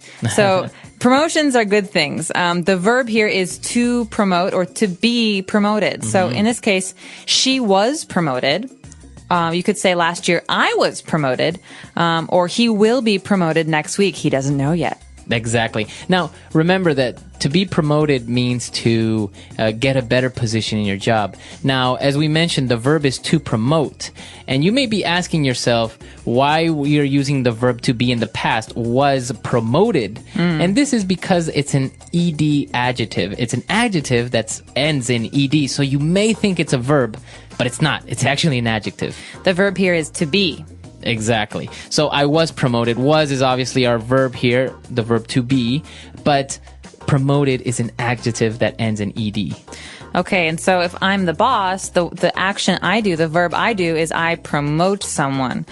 So this can be a little bit tricky, but we recommend that you check out the website for more details because we have lots of examples of how to use this. Exactly. Well, she got promoted and, she was really happy for a while, but then she said, you know what? I really needed a more challenging role, a more challenging job. Okay, challenging is a great adjective. It means something is difficult, or it gives you a challenge. So that means it's not easy. Mm-hmm. Yeah. So she found that her job was a little bit too easy, so she wanted something a little bit more challenging. Okay, and so this is a really great word for job interviews in particular, because you're basically saying, I want hard work. I want to prove myself. There we go again, prove. I want to show you that I'm a good employee or a hard worker, and so I want a challenge, something that's hard. Exactly. So something that is hard is a challenge, or you want something challenging. So why don't we review these words that we've taken a look at now? Let's go back to the dialogue and listen to it again.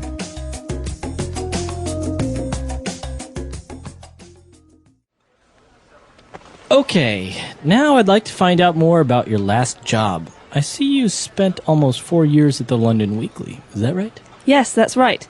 To be honest, the first year was quite tough for me. I was really just treated more like an intern. I didn't have many responsibilities, and I found it quite frustrating. So, what changed? Well, slowly but surely I proved myself, and the new editor liked me, so he promoted me to features writer. Wow, a real step up. Yes, I was responsible for restaurant and food reviews mostly. I spent 3 years in that position. But to be honest, it wasn't an area of journalism I wanted to stay in long term. I see. So why did you decide to leave finally? I just felt that the paper couldn't offer me any new opportunities. I really needed a more challenging role, to be honest.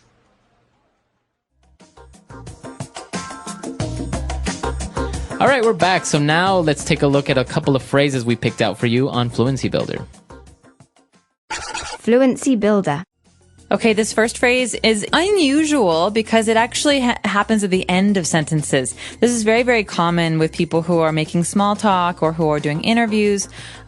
This is the phrase, is that right? So basically, you saw that in the first line, Mr. Parsons was talking to her and said, well, I see you spent almost 4 years at the London Weekly. Is that right? So he's ending the sentence with this phrase. So he's making the sentence a question. I see that you did this. Is that right? So he's asking her to confirm the fact that he knows about her because maybe they've never really talked before. So this is a good way for him to ask her to give more details. Exactly. So for example, Marco, I hear that you're from Ecuador. Is that right? That's right. So you, apart from ending the sentence like this, if maybe somebody asks you, is that right? You have to confirm. You have to say, yes, that's right. Or yes. It's also good to elaborate, to give more details. So, Right. yes, I'm from Ecuador. I was born there, but I've lived in the United States. This is a way to give more information because that's basically what the person's asking. Yeah, I think it wouldn't be very good if you're at a job interview and the person says, is that right? And you say, yes, that's right. And then you don't say anything else. So, yeah, basically the point is you have to confirm or deny. You have to say, yes, that's right, or no, that's not right. And then you have to give some information about the question. Exactly.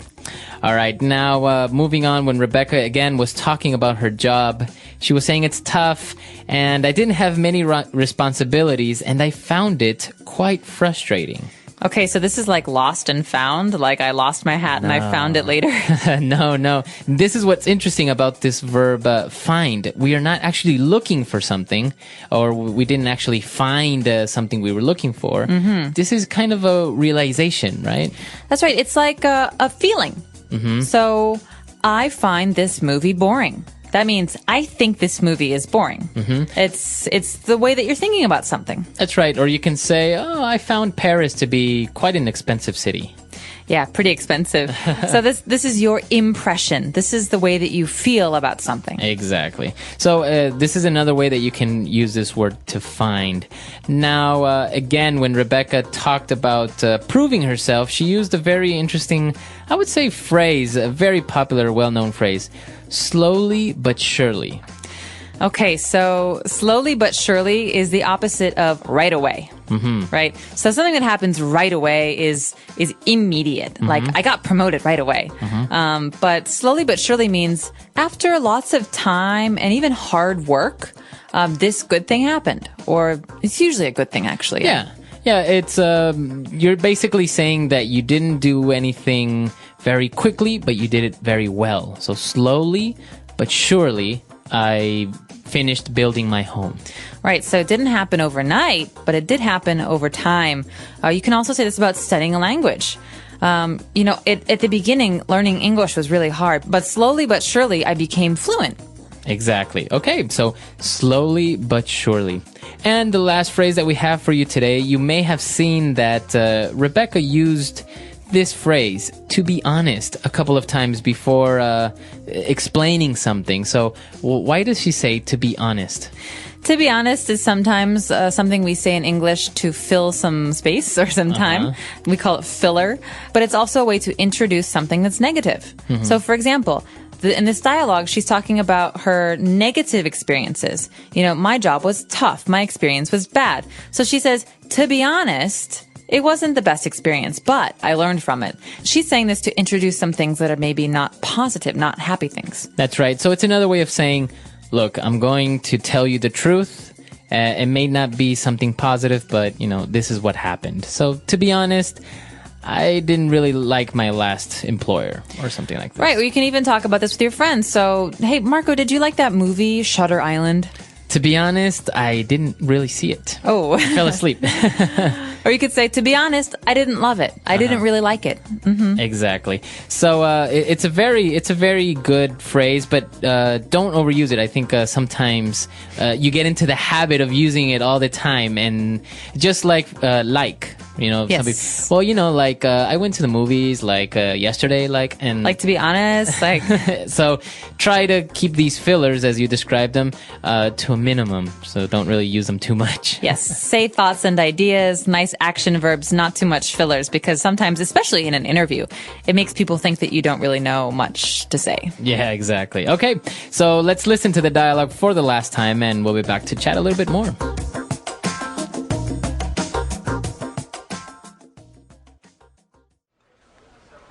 Okay, now I'd like to find out more about your last job. I see you spent almost 4 years at the London Weekly. Is that right? Yes, that's right.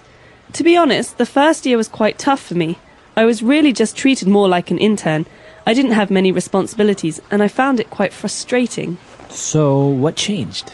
Well, slowly but surely I proved myself, and the new editor liked me, so he promoted me to features writer. Wow, a real step up. Yes, I was responsible for restaurant and food reviews mostly. I spent 3 years in that position. But to be honest, it wasn't an area of journalism I wanted to stay in long term. I see. So why did you decide to leave finally? I just felt that the paper couldn't offer me any new opportunities. I really needed a more challenging role, to be honest.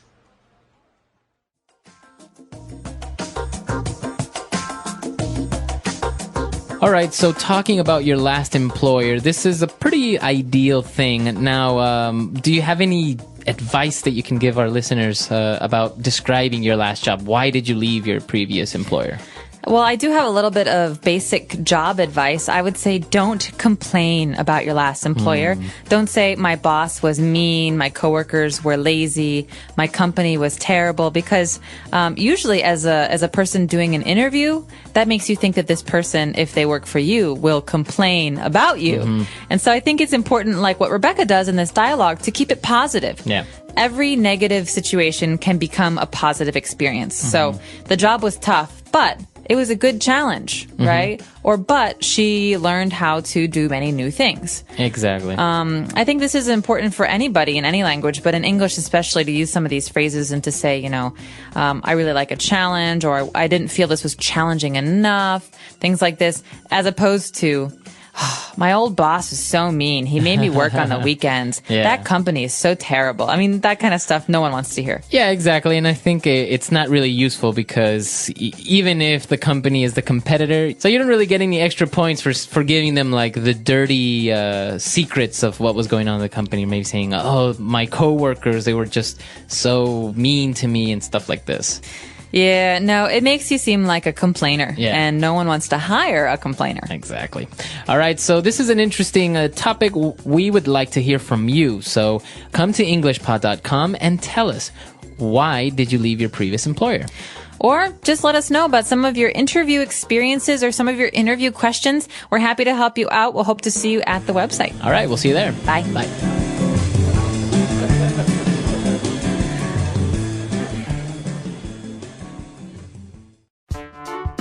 The English Pod Audio Review. Listen to the meaning, then say the vocabulary word. To cause feelings of discouragement or bafflement. Frustrating. Happen gradually but inevitably or without fail.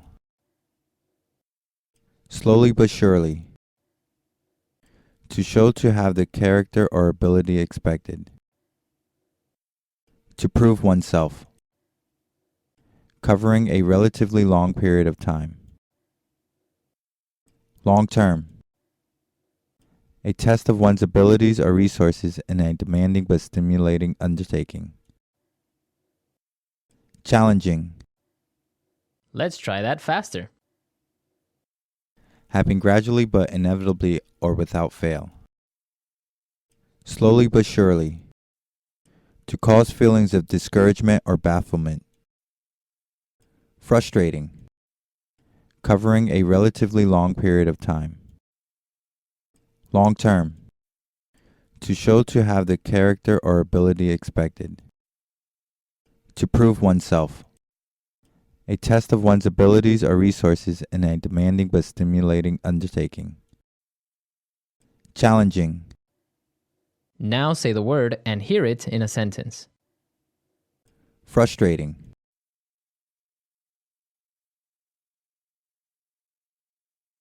Learning a language is a difficult thing to do, and it can be frustrating at times.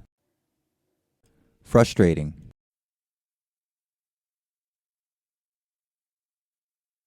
Trying to catch a cab during rush hour is always so frustrating. Frustrating. This is so frustrating. My computer keeps crashing. Slowly but surely. The world is emerging from the recession slowly but surely. Slowly but surely. Our customer base is growing slowly but surely. Slowly but surely. Slowly but surely, the elderly man walked down the street. To prove oneself.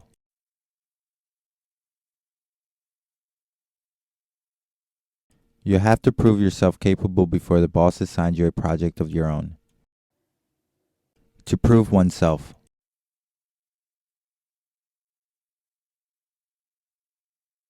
The new guy did a great job on his presentation. He's really proving himself. To prove oneself.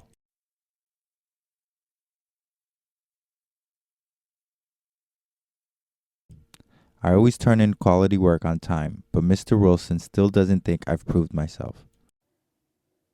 Long term. What are your long-term goals? Long term. I don't see myself living in Hong Kong in the long term. Long term. We work hard to build long-term relationships with our customers. Challenging.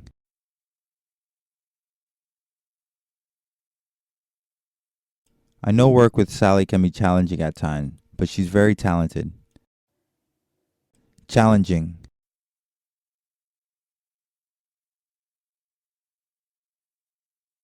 All right, team, this is a really challenging situation. We need to come up with a solution. Challenging.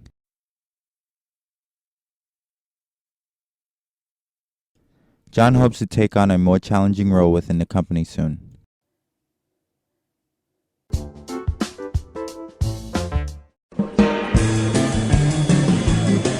Hello, everyone, and welcome to English Pod. My name is Marco. My name is Catherine, and as you've probably noticed on our website, this is one of many different parts of a series all about having an interview in English. This is a job interview, and at this point, we're at about part 7.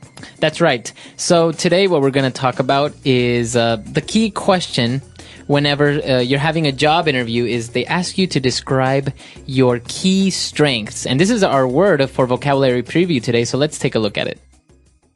Vocabulary preview.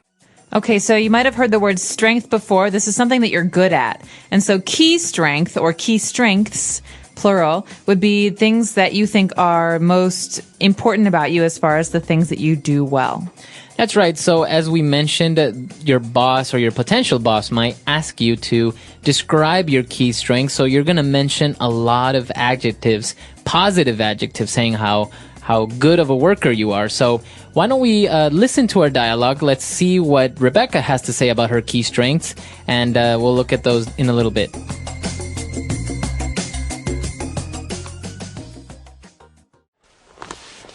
Okay, Rebecca, now you've given me a good idea of your work and academic background, but what about you as a person? How would you describe your key strengths? Well, Mr. Parsons, as I mentioned before, I'm someone who needs new challenges. I'm really focused and hardworking. I think my academic results prove this. Yes, true, but how about other personal qualities?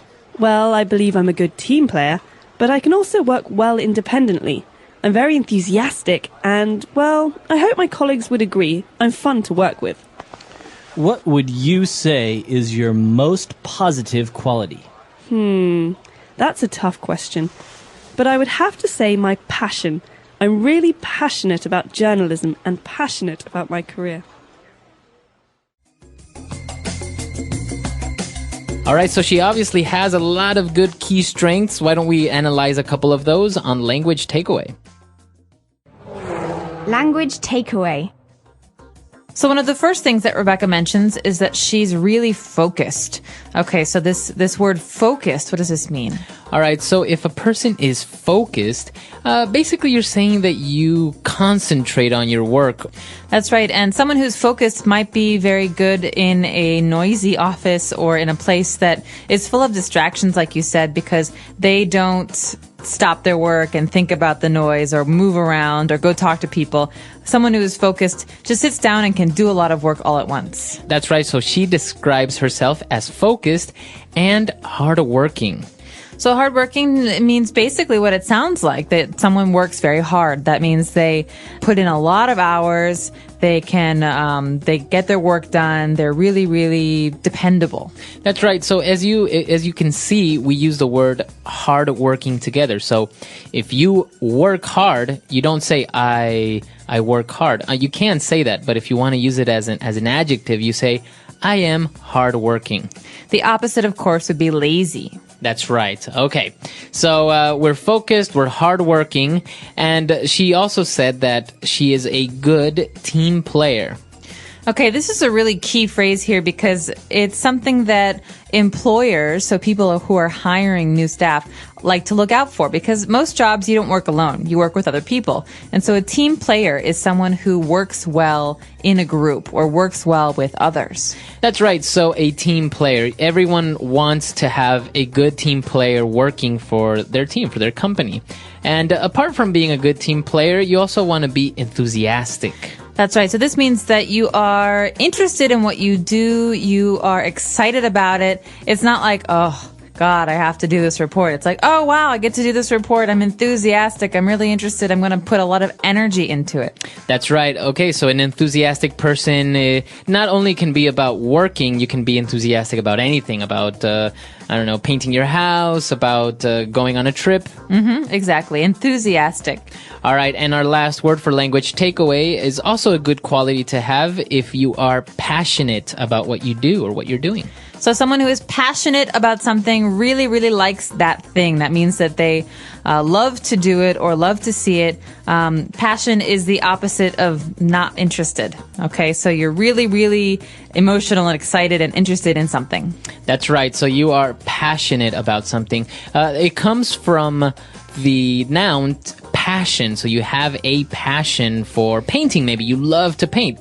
So you're very passionate about painting. So a lot of great adjectives there to describe yourself in a good way. Why don't we listen to our dialogue again, and we'll be back with Fluency Builder. Okay, Rebecca, now you've given me a good idea of your work and academic background, but what about you as a person? How would you describe your key strengths? Well, Mr. Parsons, as I mentioned before, I'm someone who needs new challenges. I'm really focused and hardworking. I think my academic results prove this. Yes, true, but how about other personal qualities? Well, I believe I'm a good team player, but I can also work well independently. I'm very enthusiastic and, well, I hope my colleagues would agree. I'm fun to work with. What would you say is your most positive quality? That's a tough question. But I would have to say my passion. I'm really passionate about journalism and passionate about my career. All right, so on Fluency Builder today, we've picked out 3 key phrases. Let's take a look at the first one when Rebecca said, I'm someone who needs new challenges. Okay, so this structure, I'm someone who, is something that you hear a lot of, and you can actually fill in the end of that sentence with a number of different phrases. So in here, we heard, I'm someone who needs new challenges. We could also say, I'm someone who needs structure. All right, so we can also change the verb, right, from needs to, I'm someone who likes a challenge. Or maybe Tracy is someone who requires a lot of attention. Right, so this is a way to introduce a characteristic of yourself. So you're telling people something about yourself. Okay, very good. So moving on, we also saw that Rebecca said that she is fun to work with. I'm fun to work with. Okay, so let's just treat this like a little fixed phrase. We say this about people all the time. He's fun to work with. She's fun to work with. Or this group is really fun to work with. They're all really fun to work with. So that means that it's not serious, that you really enjoy doing it. So it's a little fixed phrase that you can use to say that, you know, it's nice to work with Rebecca, or that she's very, you know, not serious, not a mean person. That's right. And finally, we have a phrase at the end. Rebecca here's a question she thinks is very difficult. She calls it a tough question. And so a tough question is something that is very hard to answer.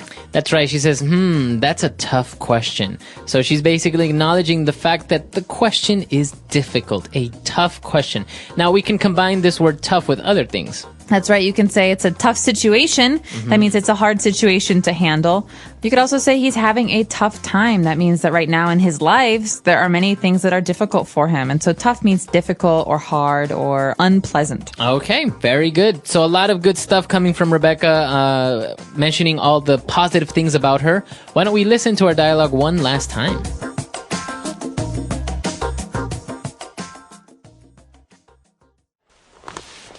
Okay, Rebecca, now you've given me a good idea of your work and academic background, but what about you as a person? How would you describe your key strengths? Well, Mr. Parsons, as I mentioned before, I'm someone who needs new challenges. I'm really focused and hardworking. I think my academic results prove this. Yes, true, but how about other personal qualities? Well, I believe I'm a good team player, but I can also work well independently. I'm very enthusiastic and, well, I hope my colleagues would agree. I'm fun to work with. What would you say is your most positive quality?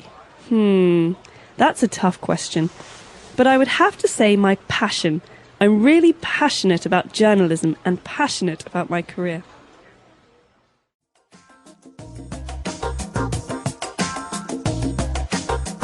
All right, so talking about key strengths, I think it's always difficult to talk about yourself and still sound a little bit humble, right? To not sound like arrogant, like saying I'm the best.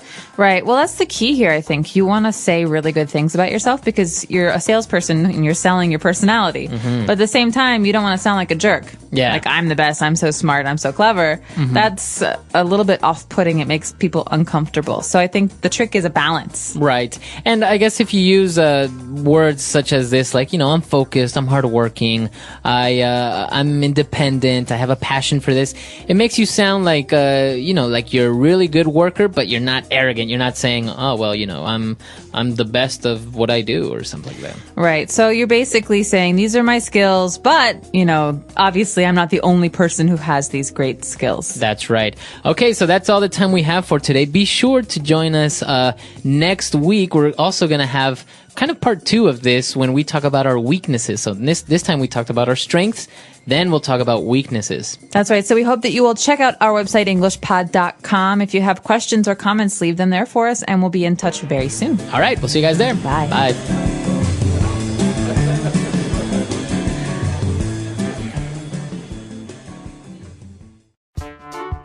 The English Pod Audio Review. Listen to the meaning, then say the vocabulary word. A quality that makes someone effective or useful. Strengths. Giving attention and effort to a specific task. Focus. Worked hard. Hardworking. Show the truth by some evidence. Prove. Group of people who work together to achieve a common goal. Team. Person taking part in a sporting event. Player. Good. Positive. Have a lot of interest in or passion for a particular. Passionate. Enthusiasm that one has when doing things. Passion. Let's try that faster. Show the truth by some evidence. Prove. Giving attention and effort to a specific task. Focus. Group of people who work together to achieve a common goal. Team. Enthusiasm that one has when doing things. Passion. Have a lot of interest in or passion for a particular. Passionate. Person taking part in a sporting event. Player. A quality that makes someone effective or useful. Strengths. Worked hard. Hardworking. Good. Positive. Now say the word and hear it in a sentence. Strengths.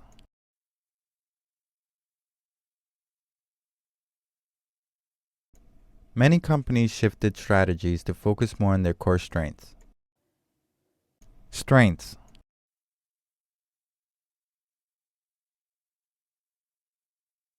Our company is making great progress. We're moving from strength to strength. Strengths. Bill's greatest strength is his ability to solve problems. Focus.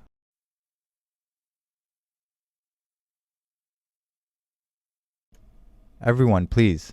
I need you all focused on the work at hand. Focus.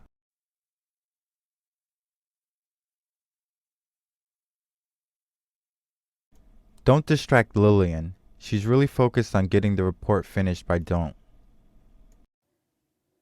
Focus. Keep your eyes focused on my finger as I move it. Hardworking.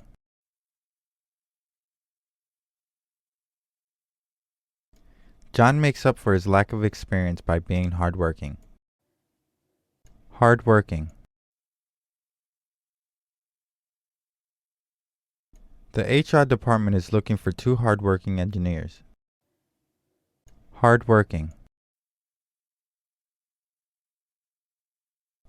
Ants are extremely hardworking insects. Team.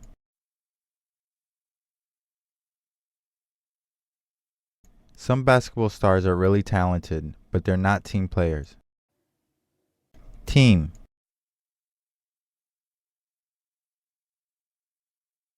We need someone who can both work independently and be a good team player. Team.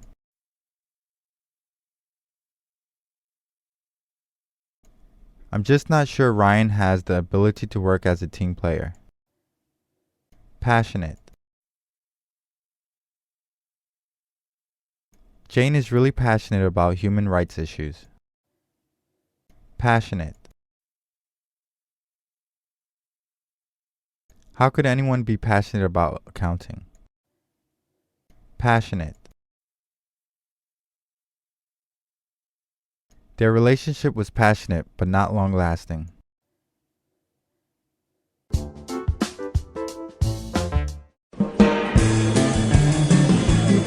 Hello, everyone, and welcome to English Pod. My name is Marco. My name is Catherine, and today we've got one more episode in our series about interview skills. This is an elementary level series, and we're here today to talk about things that you might not be very good at.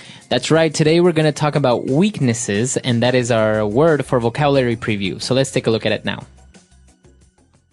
Vocabulary preview.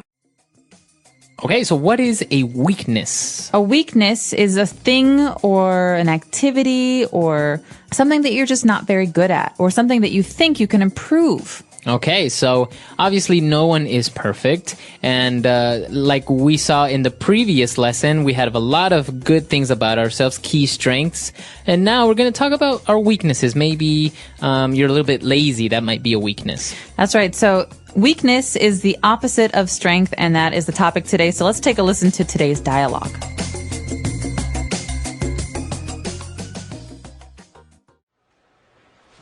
Okay, Rebecca. Well, I think you've given me a clear impression of your positive qualities, but let's talk a little bit about your weaknesses. Okay, well, it's always more difficult to describe them, isn't it? Definitely. But if you had to pinpoint one weakness, what would it be? Well, as I mentioned before, I do tend to get frustrated if I don't see progress in my work or career. I suppose I'm quite a restless character. My father always taught me to be a high achiever, so... So would you say if things don't go your way at work, it could easily get you down? Well, in a way, yes. But I must say that even if I'm not completely happy in my work, I always give 110%. I would never shirk my responsibilities. I suppose sometimes I expect too much too soon. Well, you know journalism is a highly competitive world, so you do need to keep pushing yourself, it's true. Okay, well let's move on to talk about the job position here, shall we?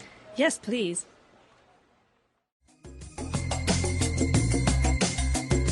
All right, we're back. So obviously Rebecca did a very good job at talking about her weaknesses in a very positive way. So before we get into analyzing that, why don't we take a look at a couple of words she used on language takeaway. Language takeaway. One of the first words that Mr. Parsons used was a clear impression. So impression. All right, so I think this is a very common word when people talk about first impressions or I get the impression. So what is an impression? Well, an impression is like an idea or a feeling. So I can have an impression about something. It means that I don't necessarily understand it really well or I don't have experience with it, but it's an idea that I have about something. That's right. So for example, maybe you meet somebody new and you say, I get the impression that he is a liar.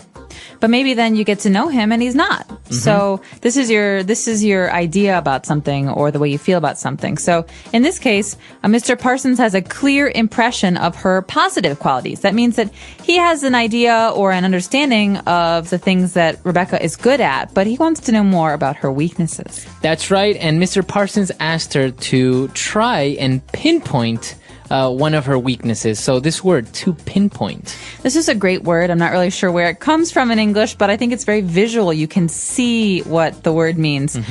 Pinpoint means to to locate or identify or really be specific about something. That's right. So maybe if you go to the doctor and you say that your back hurts, the doctor might ask you to try and pinpoint where on your back you have the pain.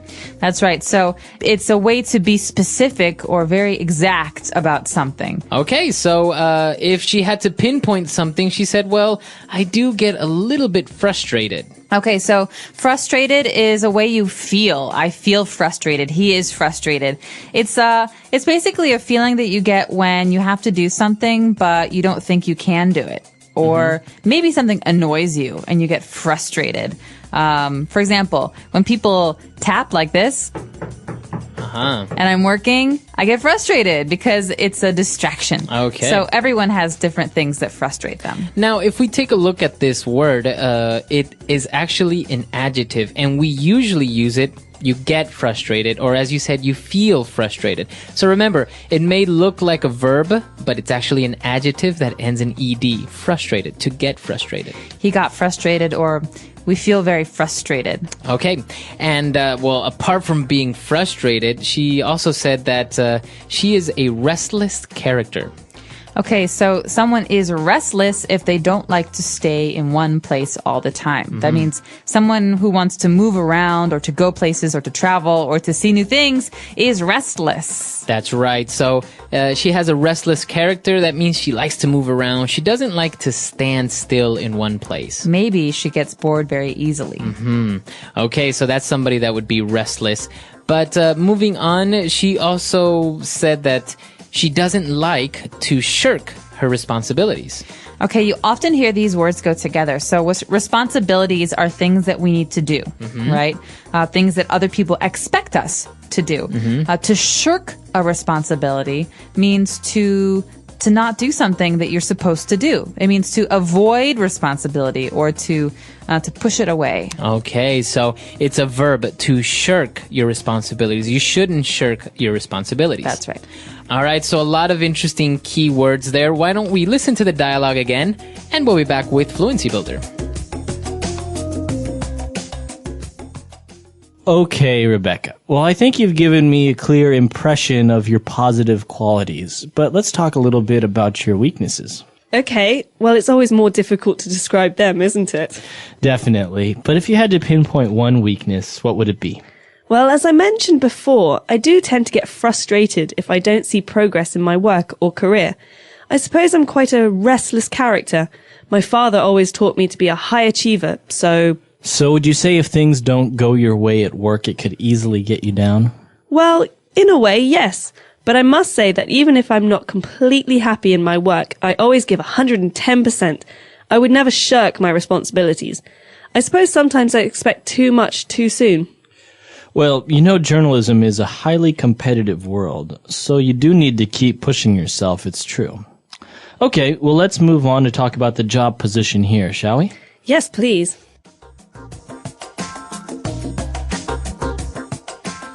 So we've picked out 3 key phrases for you on Fluency Builder. Let's take a look at those now. Starting with Mr. Parsons saying, so would you say if things don't go your way at work, it could easily get you down? 2 great phrases there. That's right. So the first phrase, if things don't go your way. So this is kind of a funny phrase when you think about it because they go your way like to me or Right. What is my way? This basically means if things do not happen in a way that makes you happy or in a way that you expect. Okay, so we could say he lost his job, he couldn't pay his bills, things just didn't go his way. That's right. So things are not happening as he planned or as he expected. You can also say the opposite. So he won the lottery and he also met a really beautiful girl who wanted to be his girlfriend. Things were going his way. Okay, very good. So if things are going your way, it's good. If things aren't going your way, then it's bad. That's right. Okay, and so if things aren't going Rebecca's way, does that mean that it could easily get her down? Okay, so to get you down or to get someone down means to make you sad, upset, or frustrated, like that word we just heard. So you could ask someone like, Marco, what gets you down? Rainy days. That's a good one. Yeah, rainy days get me down too. So it's kind of a way of saying what makes you sad or depressed or what makes you unhappy. Or in this case, if something doesn't happen as you planned it, if it doesn't go your way, does that make you sad? Does that get you down? Okay, very good. So a very good question there. And she responded that kind of, yeah, that does happen, but she always tries to give 110%. Okay, so this is a really funny phrase because you think, I can give everything I have. I can work really hard, and that's 100%. But we say 110% means you do more than you can. It's like pushing yourself more than is possible. That's right. So this is a very common phrase in sports and business.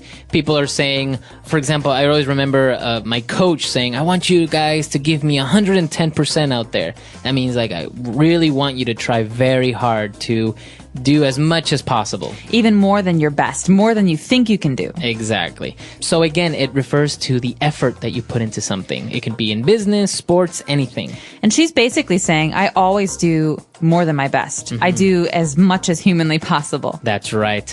Okay, so a lot of great stuff there from Rebecca. Why don't we listen to her one last time, and we'll be back in a bit.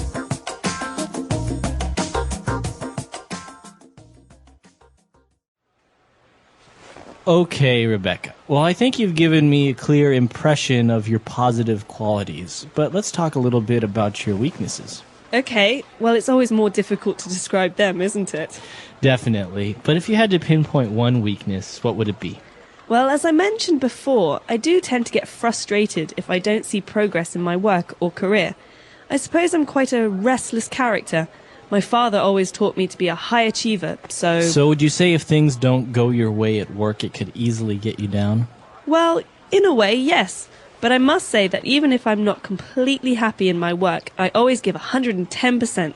I would never shirk my responsibilities. I suppose sometimes I expect too much too soon. Well, you know journalism is a highly competitive world, so you do need to keep pushing yourself, it's true. Okay, well let's move on to talk about the job position here, shall we? Yes, please.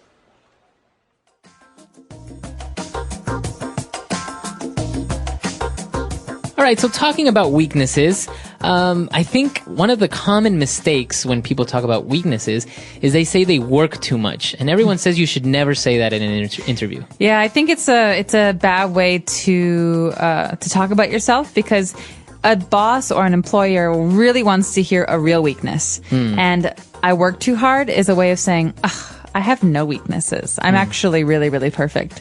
And I just think it's a lazy answer. So maybe you should avoid saying I work too hard and really focus on things that you do have to work on. And then I think the key is to say that I know this is something that I have a hard time with. I know this is a weakness and I'm trying to improve it.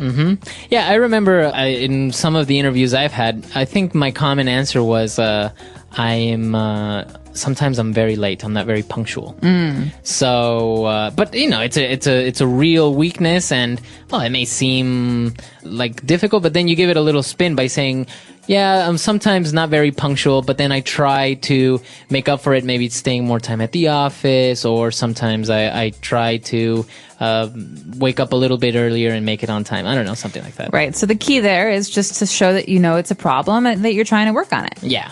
So this is actually the hardest part for me of an interview, talking about yourself in a negative way, because obviously you want to get the job, so you want to make sure that the employer has a good idea of yourself, but it's hard. I think it's the hardest part for everyone. Yeah. I don't think it's just you. No, it's hard. So this is an interesting topic. Why don't you practice and come to our website, englishpod.com, and on our comments section, why don't you tell us what your weaknesses are? That's right. We hope to hear from you. Of course, you can also share with us your strengths on our lesson about strengths. But in this one, I recommend everyone practice this because it will come up at some point, and it's good to get the practice in. So englishpod.com. We hope to see you there. All right, guys. Bye. Bye.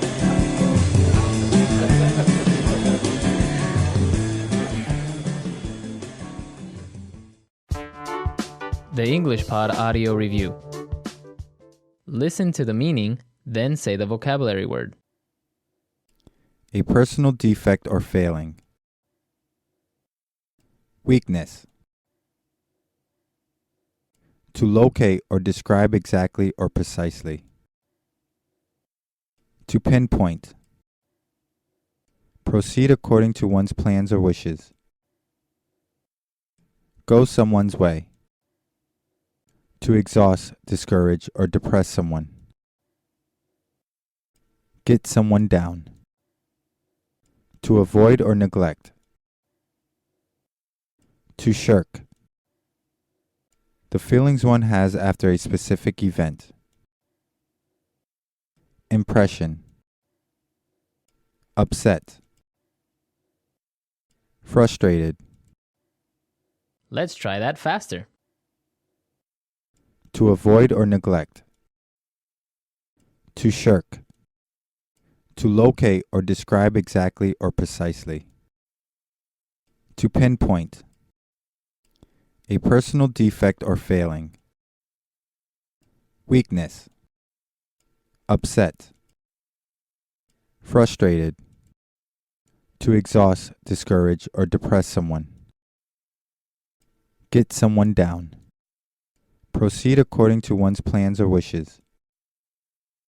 Go someone's way. The feelings one has after a specific event. Impression. Now say the word and hear it in a sentence. Weakness. I have a weakness for chocolate. Weakness. Let's discuss the program's strengths and weaknesses. Weakness. Impatience is a weakness that I'm working to overcome. To pinpoint. Can the tech team pinpoint exactly where the problem lies? To pinpoint.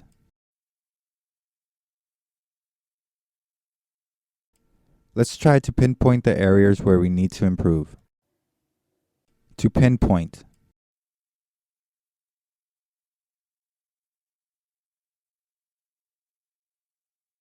I need to prioritize my to-do list. Would you help me pinpoint the items that are the most important? Go someone's way.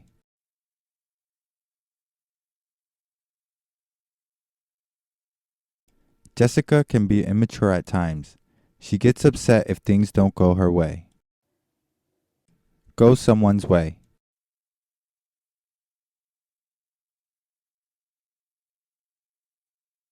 Your alarm didn't go off and your taxi got in an accident. Things just aren't going your way this morning. Go someone's way. I'm so frustrated. Nothing is going my way. Get someone down.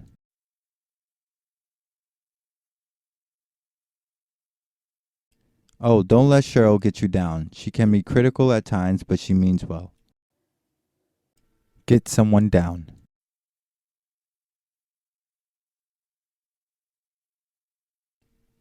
Man, this weather is so gloomy. It's really getting me down. Get someone down. All the pressure at work got her down and she became depressed. To shirk.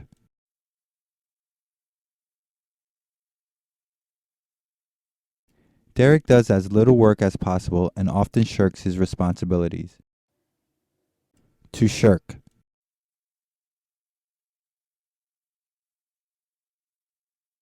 You can't shirk your duties. You're the master of ceremonies. We need you. To shirk.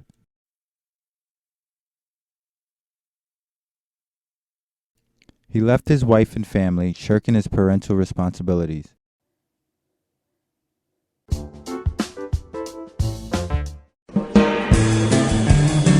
Hello, English learners, and welcome to English Pod. My name is Marco. Hi, everyone. My name is Catherine, and today we have another episode of our interview series lessons. That's right. Today we're taking a look at a very important aspect of an interview. We're talking about salary and money. That's right. So this is the end of the interview when we're starting to talk about details of the job. Let's check this out, listen to the dialogue one time, and when we come back, we'll be talking more about what's going on.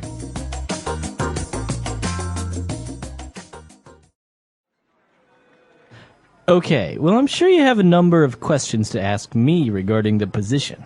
Yes, well, Miss Childs did give me an overview of the position over the phone, but there were some details I'd like to clarify. Well, feel free to ask me anything, and I'll try to fill in the details. Could I first ask about the remuneration package? Yes, of course. That's quite an important point, isn't it? As a junior sub-editor, we offer a starting salary of 150,000 Hong Kong dollars per annum. This doesn't include a generous housing allowance also. I understand. And are there other bonuses included? Well, apart from full health insurance, we do offer a company staff bonus scheme linked to readership numbers. But we could go through all the details of that at a later date. Well, Mr. Parsons, I am flexible when it comes to salary. The opportunity to work in Hong Kong with your company is the most important thing for me. Excellent. Well, what other questions do you have, Rebecca?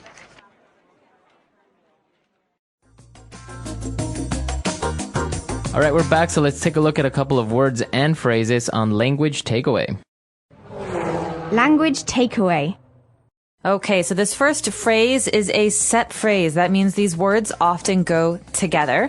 The phrase is remuneration package. That's right, a remuneration package. Rebecca said, could I first ask about the remuneration package? So what's an easier way to say this, Marco? I guess basically the salary. That's right. But a package means that it's not just money, it's also some of the benefits or the bonuses. So this is a way to describe how a person is paid in general. That's right. So the remuneration package that Rebecca is being offered, Mr. Parsons said that she would get a starting salary of $150,000 per annum. Okay, so this phrase, starting salary, is another fixed phrase. We have a lot of these today. That means these two words go together, starting salary. So salary is easy. It's the amount of money you make either per month or per week or per year. Mm-hmm. But what is a starting salary? How is that different? Well, basically, that's the money that you would start earning in the company. But obviously, with time, it could change and you can get more money. So this means that you will start making this much money, but it's possible that in the future you will make more. This is the starting salary. That's right. And well, of course, as we said, it's $150,000 Hong Kong dollars per annum. So now we're specifying how often you're getting this money per annum. So if it were per month, this might be a lot of money. That's right. But this is how much money she will earn per year, per annum. This comes from Latin. That's right. So per year. So this is the remuneration package. She's getting, not only is she getting $150,000 per annum, she's also getting a housing allowance. Okay, so many of us had allowances when we were children. This means the money that your parents gave you each week, $5 or $10. Well, a housing allowance is a little bit different. It means the money that your company gives you per month or per year to pay for your apartment or your house. That's right. So obviously the company is saying that, look, we're going to give you a certain amount of money for you to pay for your house. You don't have to really pay for your house. We'll pay for it. So basically, it's a benefit. It's a part of this remuneration package. You get a salary and you get money for your house. It's a pretty nice deal. That's right. And well, also she's getting health insurance, and she is also being offered a company staff bonus scheme. Okay, bonus scheme. A bonus is something extra. It's on top of what you normally get. But a bonus scheme indicates that the bonus changes according to how well you do. That's right. So obviously he's specifying that the bonus scheme is linked to readership numbers. So let's say, for example, Marco sells newspapers. Marco, you sell on a good week 100 newspapers. If you sell 150, you get a bonus of $10. That's right. But if you sell 200 newspapers, you get a bonus of $50. That's right. This is a scheme. The numbers change. Very good. So all of this that we've just talked about, to be clear, is our remuneration package. We're talking about a salary. We're talking about a housing allowance, health insurance, and even a bonus scheme. So a package can include these things and much, much more. CEOs get bigger remuneration packages. They do. And if you have children, sometimes a part of your package is education costs for your children, or a car, or computers, things like that. That's right. So a lot of great stuff there, talking about salaries and, well, a little bit of negotiating it. Why don't we go back, listen to the dialogue again, and we'll be back in a bit.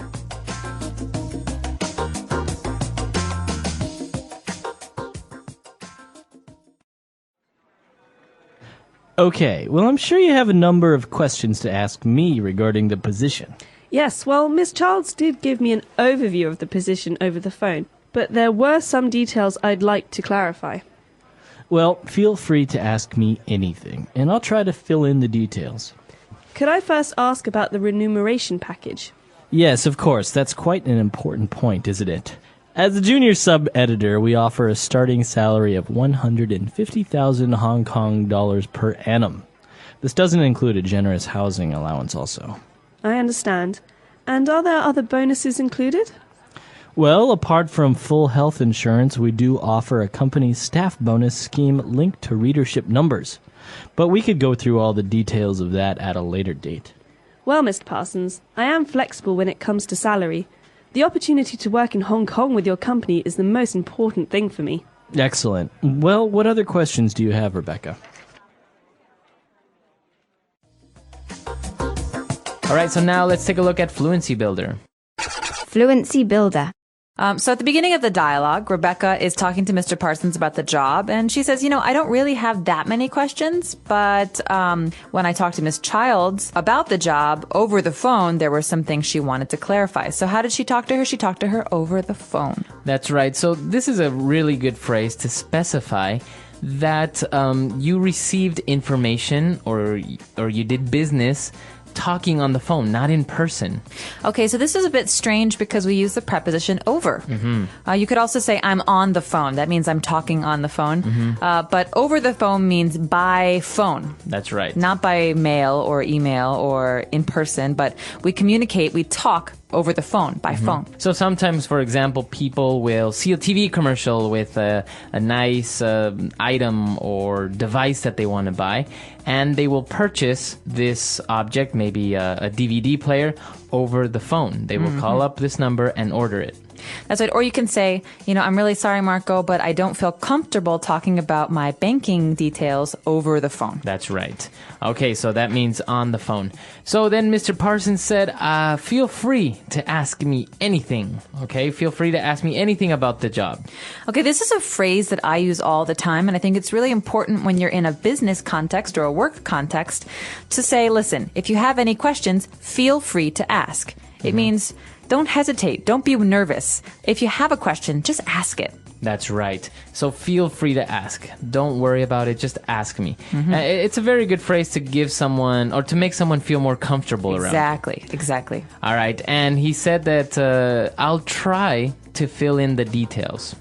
Okay, so this is an interesting phrase because fill in, on a form, for example, means put your name in a box or fill in some numbers. But here, the details, we think maybe I don't know what the details are. So to fill them in means to fill in gaps or some blanks. So I don't know all the details. Please tell me the information so that I will know them. That's right. So what he's basically saying is, I know that you have an idea or a general overview of how things are, but if you ask me, I can tell you more specific things. That's fill in the details. Or for example, we're going to a party on Saturday night, but I don't know where the party is yet. How about on Friday, I call you to fill you in on the details. Very good. Okay, so those are the phrases that we've prepared for you today. I think we've taken a look at a lot of great vocab. Why don't we listen to the dialogue one last time, and we'll be back to talk to you a little bit more.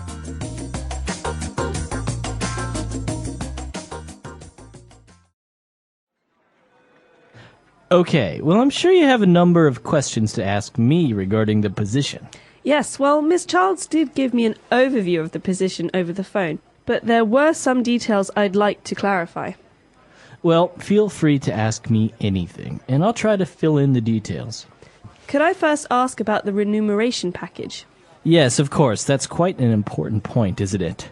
As a junior sub-editor, we offer a starting salary of 150,000 Hong Kong dollars per annum. This doesn't include a generous housing allowance also. I understand. And are there other bonuses included? Well, apart from full health insurance, we do offer a company staff bonus scheme linked to readership numbers. But we could go through all the details of that at a later date. Well, Mr. Parsons, I am flexible when it comes to salary. The opportunity to work in Hong Kong with your company is the most important thing for me. Excellent. Well, what other questions do you have, Rebecca?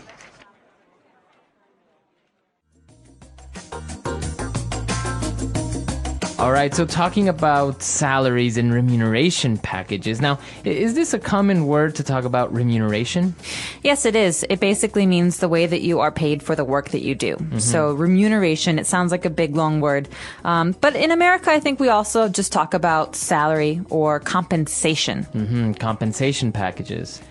Okay, so now when we talk about remuneration, we don't necessarily always talk about money, like in this case, right? We can receive other benefits. That's right. And so a lot of times people think of the important parts of remuneration not just to be the salary, but also to be the benefits. And so benefits are not the money, they're the other stuff. They're healthcare. We said earlier, a housing allowance, even bonuses and things like that, or education for your children. These are extras, and these are a part of the package. Now, what would you prefer? To have a good remuneration package, like these other additional benefits, with a low salary? Or would you prefer to have a high salary with not many of these benefits? Well, I think that it's nice to get the benefits and a lower salary because oftentimes at a company, like a big company, the company can get really good rates on healthcare. So if I have to pay for my healthcare with my big salary, maybe it will cost me more money. But if my company pays with the company rate, that means the amount that they pay, then maybe they can help me pay for these things much cheaper. And so in the end, I make more money. Yeah. Actually, I've heard some companies that offer great remuneration packages. Like if you have children, as you said, they would pay for their education. But many times they would even pay for their childcare, like maybe a nanny. Some of the managers would receive maybe a fuel bonus, so they would get, I don't know, $200 extra a month for fuel for their car if they drive to work. I think companies can get a little bit creative, and it's not that much that they're actually spending, but you take it as to being a really good benefit. Well, that's right. And it makes you more, I think, happy to work for that company because you feel like they're taking care of you. Not That's just right. they're giving you money. They're actually taking care of you and your family. That's right. So we're actually a little bit curious to know if how remuneration packages work in your company or maybe in your country. That's right. So please let us know. You obviously don't have to tell us how much money you earn. But if you want to tell us how these things work, where you come from, our website is englishpod.com. We'll see you there. All right. Bye. Bye.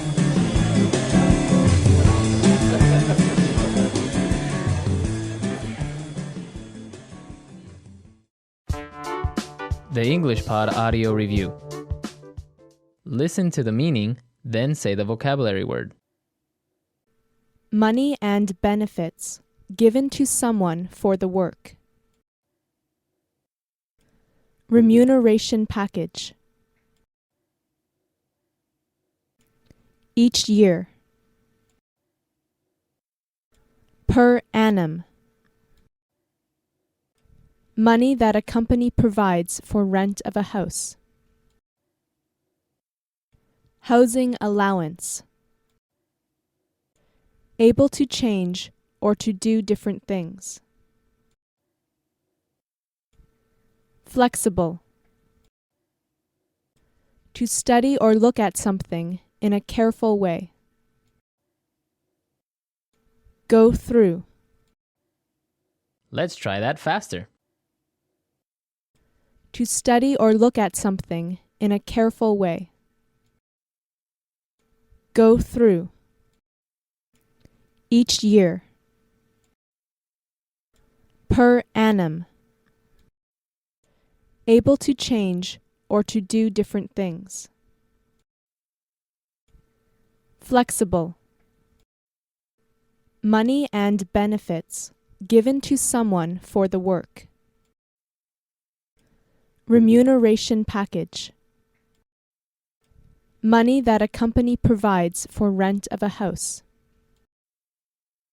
Housing allowance. Now say the word and hear it in a sentence. Housing allowance.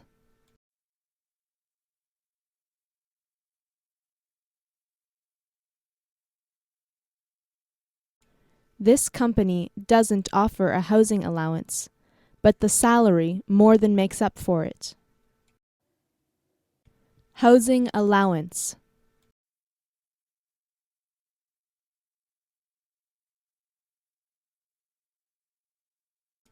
MNCs don't usually offer housing allowance to employees hired locally. Housing allowance.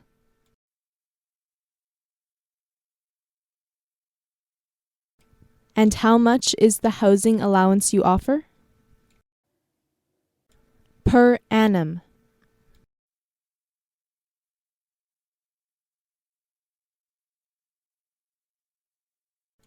Molly from HR will have to explain our bonus scheme to you. Per annum.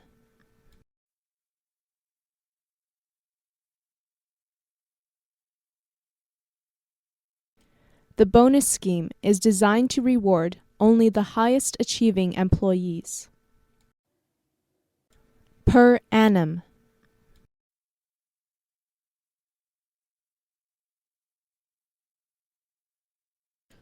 We will be making some changes to the bonus scheme this year. Flexible.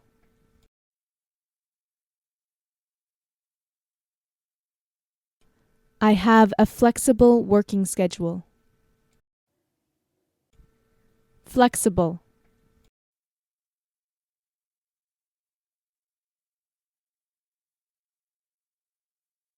I'm afraid the company is really not flexible when it comes to working hours.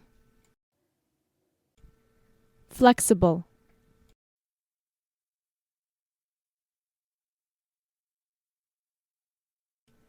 When it comes to change, many people are not flexible.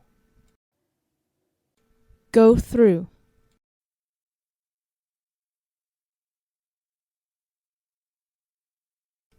Do you have a few minutes to go through the quarterly report? Go through.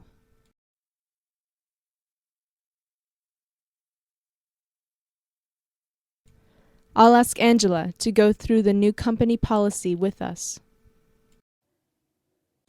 Go through.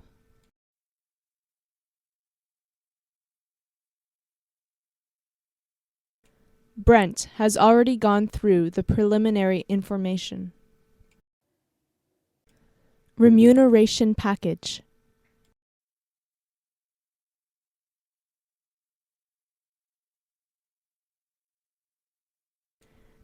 Please feel free to help yourself to coffee, tea, or whatever you'd like.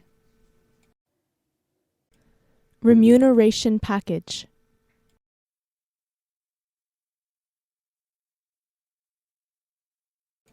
Feel free to interrupt me anytime with questions. Remuneration package.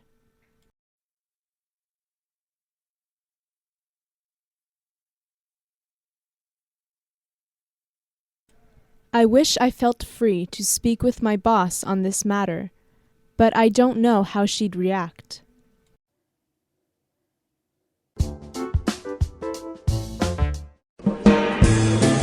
Hello, everyone, and welcome to English Pod. My name is Marco. My name is Catherine, and you've been with us for a little while. You've probably heard some of our interview series already. Well, this is one of the later episodes in that series. That's right. We're at part number 9. We're reaching the end of our interview. And on this occasion, we're going to ask our employer a little bit of more information about the company and, more importantly, about the job. Well, this is a very important step. Like you say, it's at the end of the interview, so we're going to find out more details about the job. Let's take a listen to today's dialogue. We'll be back in a moment to talk more about it.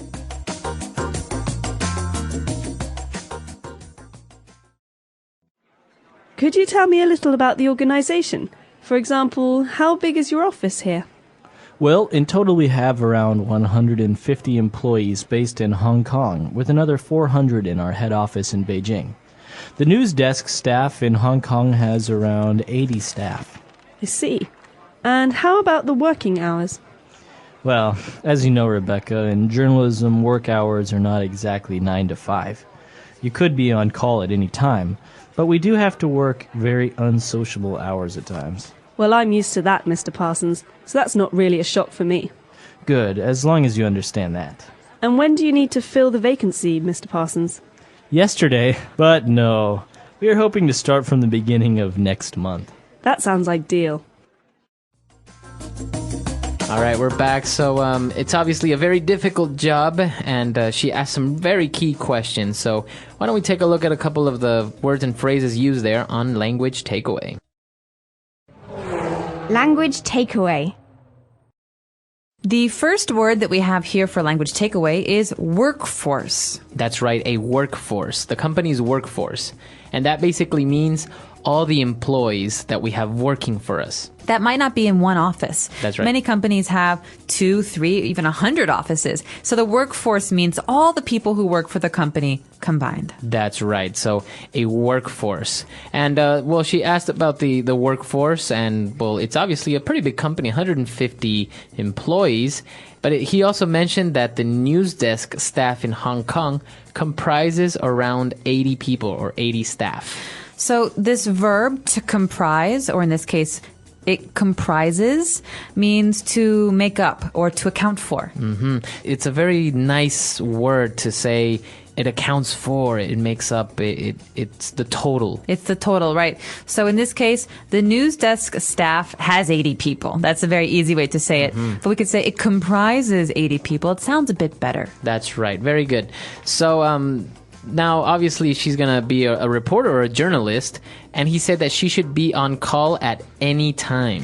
Okay, on call is a phrase that we often hear with jobs like journalism, but also medicine. So doctors have to be on call very often. This means that you don't have to be in the office, but you have to be available to come into the office. So when someone calls you and they say, we have an emergency, you have to be available. That's right. And you see it in movies all the time. You know, doctors are on call and maybe they're already sleeping, or maybe they're out, I don't know, playing soccer with their kids, and they receive a phone call and they have to go to the hospital in that moment. It's because they're on call. That's because they're on call. Very good. And so obviously this is a very difficult thing for someone. And he explains that the work has very unsociable hours at times. Okay, so you can say that the hours are unsociable. You can also say that a person is unsociable. It basically means that it's not very convenient for being a social person, or That's for right. going out with friends and having many events to go to or fun things to do in your personal life. That's right. So if a person is unsociable, it means that maybe that person is not very outgoing, or maybe is always angry or grumpy. So that person doesn't get along well with others. Right. But in this case, it doesn't mean that it's a grumpy job. It just means that because she might have to work at night very often or on the weekends, it's very hard to have a social life. That's right. Okay, so obviously this job is very difficult, but in the end, she was really happy with it, and she said that sounds ideal, her starting time. So something that is ideal if it's perfect or great or the top. That's right. Many people talk about the ideal job, right? The perfect job. So that's the job that you have in your mind when you think of what is the best. That's right. So maybe my ideal job is different from your ideal job. That's right. So you have ideal jobs, or your ideal house, or your dream house. Or your ideal husband. That's right. So idealism. So why don't we listen to the dialogue again? Let's review what Rebecca and Mr. Parsons talked about, and we'll be back in a little bit with Fluency Builder. Could you tell me a little about the organization? For example, how big is your office here? Well, in total we have around 150 employees based in Hong Kong, with another 400 in our head office in Beijing. The news desk staff in Hong Kong has around 80 staff. I see. And how about the working hours? Well, as you know, Rebecca, in journalism, work hours are not exactly 9 to 5. You could be on call at any time, but we do have to work very unsociable hours at times. Well, I'm used to that, Mr. Parsons, so that's not really a shock for me. Good, as long as you understand that. And when do you need to fill the vacancy, Mr. Parsons? Yesterday, but no. We are hoping to start from the beginning of next month. That sounds ideal. All right, we're back. So now we have 4 phrases for you prepared on Fluency Builder. Fluency builder. This first phrase is something that we say all the time in English, but I think a lot of learners make mistakes when they use it. The phrase is how about.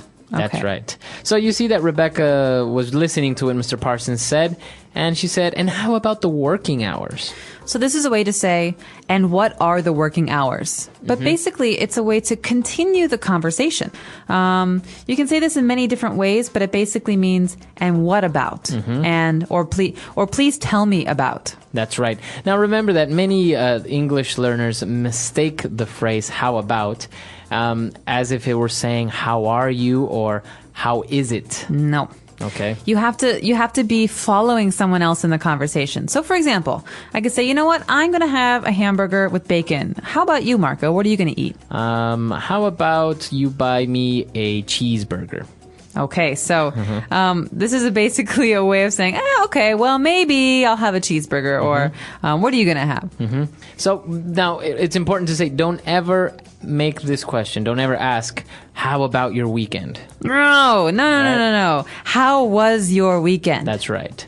My weekend was great. How about yours? How about yours? That's continuing the conversation, saying, mine was good. How was yours? Yeah.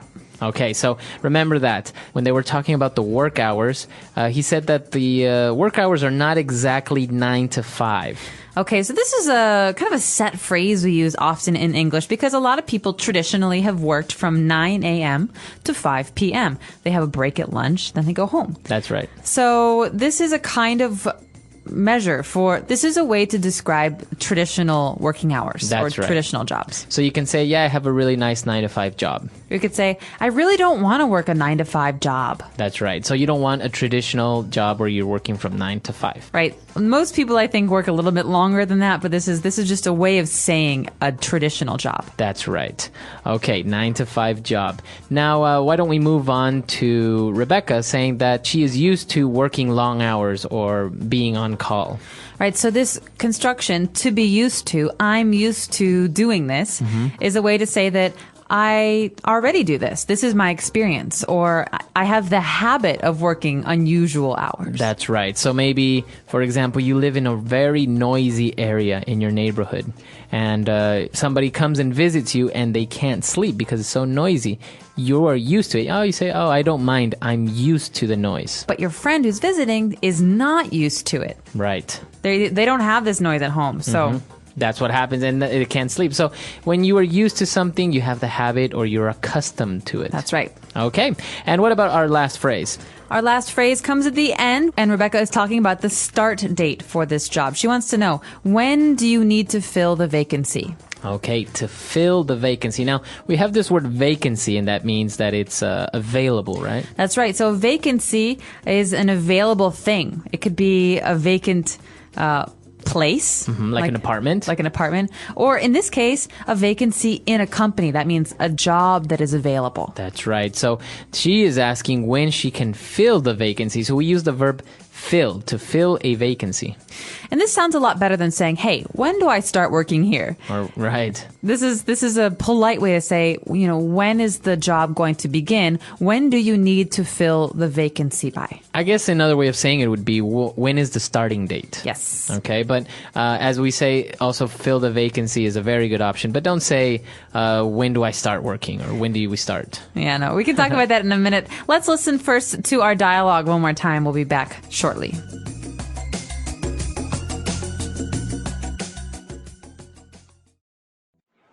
Could you tell me a little about the organisation?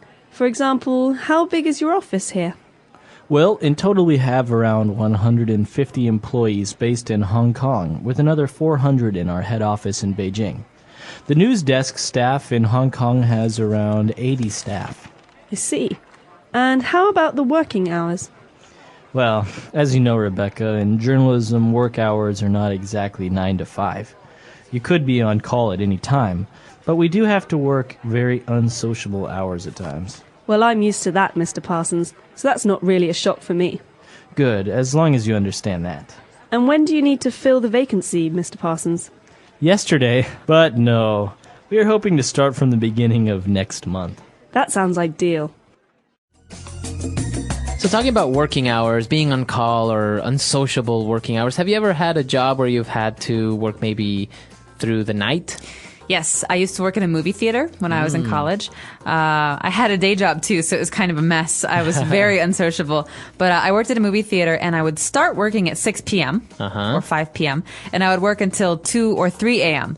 And so it was always busiest on Friday and Saturday. And so I could never go out with my friends. Right. So while everyone was partying, you were at the movie theater. Exactly. Or they would come to the movies and I would sneak in and bring them popcorn. So these unusual working hours, it's very interesting because usually, although it is a little bit more of a sacrifice, they usually pay a little bit better, right? They do, and there are some advantages. It means that you get to sleep in really late. Right. You know, And you don't have to wake up early. And you have the day off, like the entire day to do something. Exactly. So what about you? Have you ever worked unusual hours? Yes. I used to work for a newspaper, and obviously people like their newspaper in the mornings. So Bright and early. Bright and early. We're talking about 6 a.m. So obviously we would deliver the newspapers around 1 a.m., 2 a.m., from 1 a.m. to about 6 a.m. Wow. So yeah, pretty unusual and very difficult because, for example, for some people, for them it's great to see the sunrise. I've seen so many sunrises that it's not really romantic for me anymore. We would call you a night owl, Yeah. someone who's more awake at night. That's right, and I still am. So we were really interested to know maybe if you had any unusual working hours, Or do you work a 9 to 5? yeah, do you have a 9 to 5 job? So come to our website englishpod.com, let us know, and we'll see everyone there. Bye. Bye.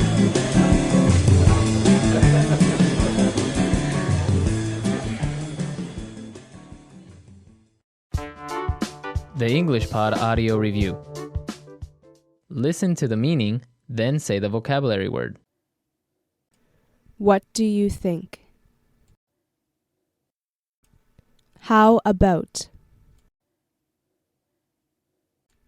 Employees. Staff. Accustomed or habituated to. Used to. To be available to work at any time. On call. 9 a.m. to 5 p.m. 9 to 5. Let's try that faster. Employees. Staff. What do you think? How about? To be available to work at any time. On call. 9 a.m. to 5 p.m. 9 to 5. Accustomed or habituated to. Used to. Now say the word and hear it in a sentence. 9 to 5.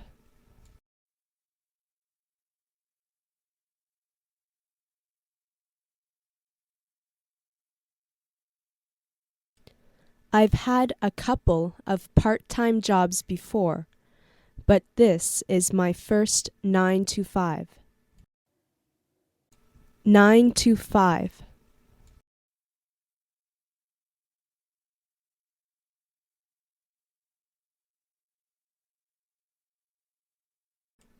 Nurses often work odd hours.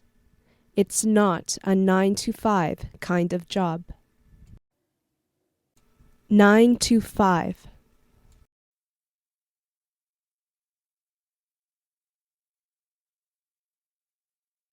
We keep the usual working hours, 9 to 5. How about?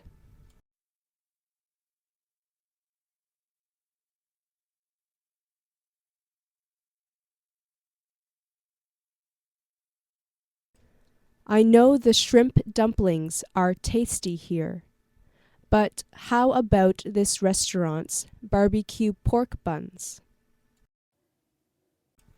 How about?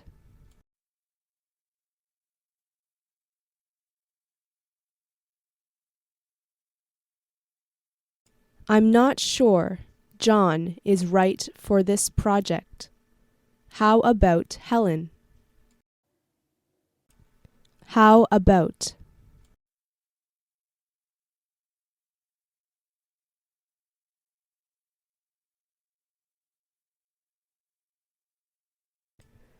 All right. If you don't want to vacation in Thailand, how about Bali? Staff.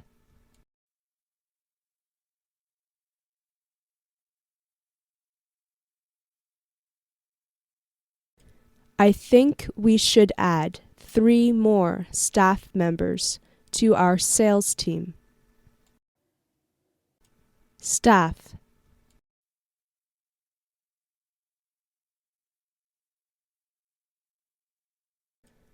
Our company has a staff of about 55. Staff.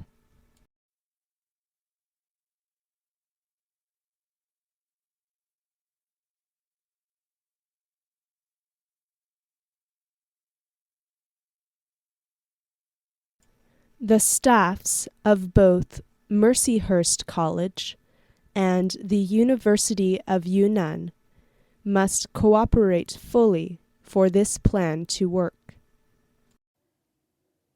Used to.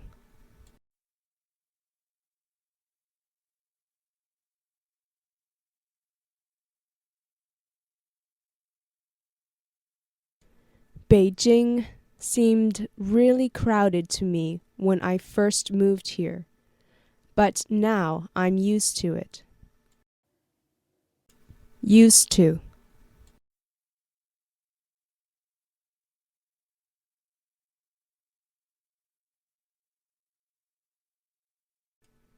Be patient with the new receptionist. She isn't used to our system yet. Used to.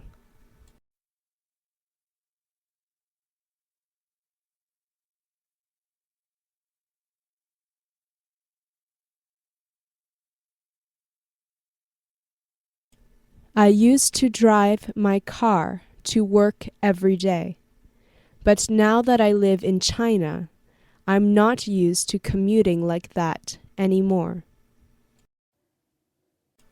On call.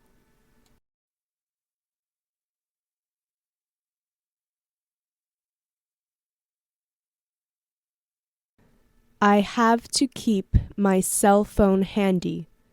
I'm on call tonight. On call.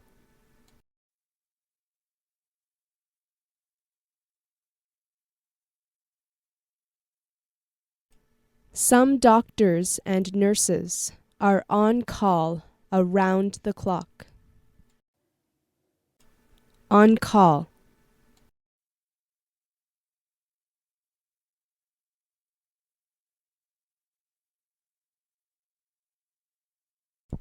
Journalists are always on call. Like they say, the news never sleeps.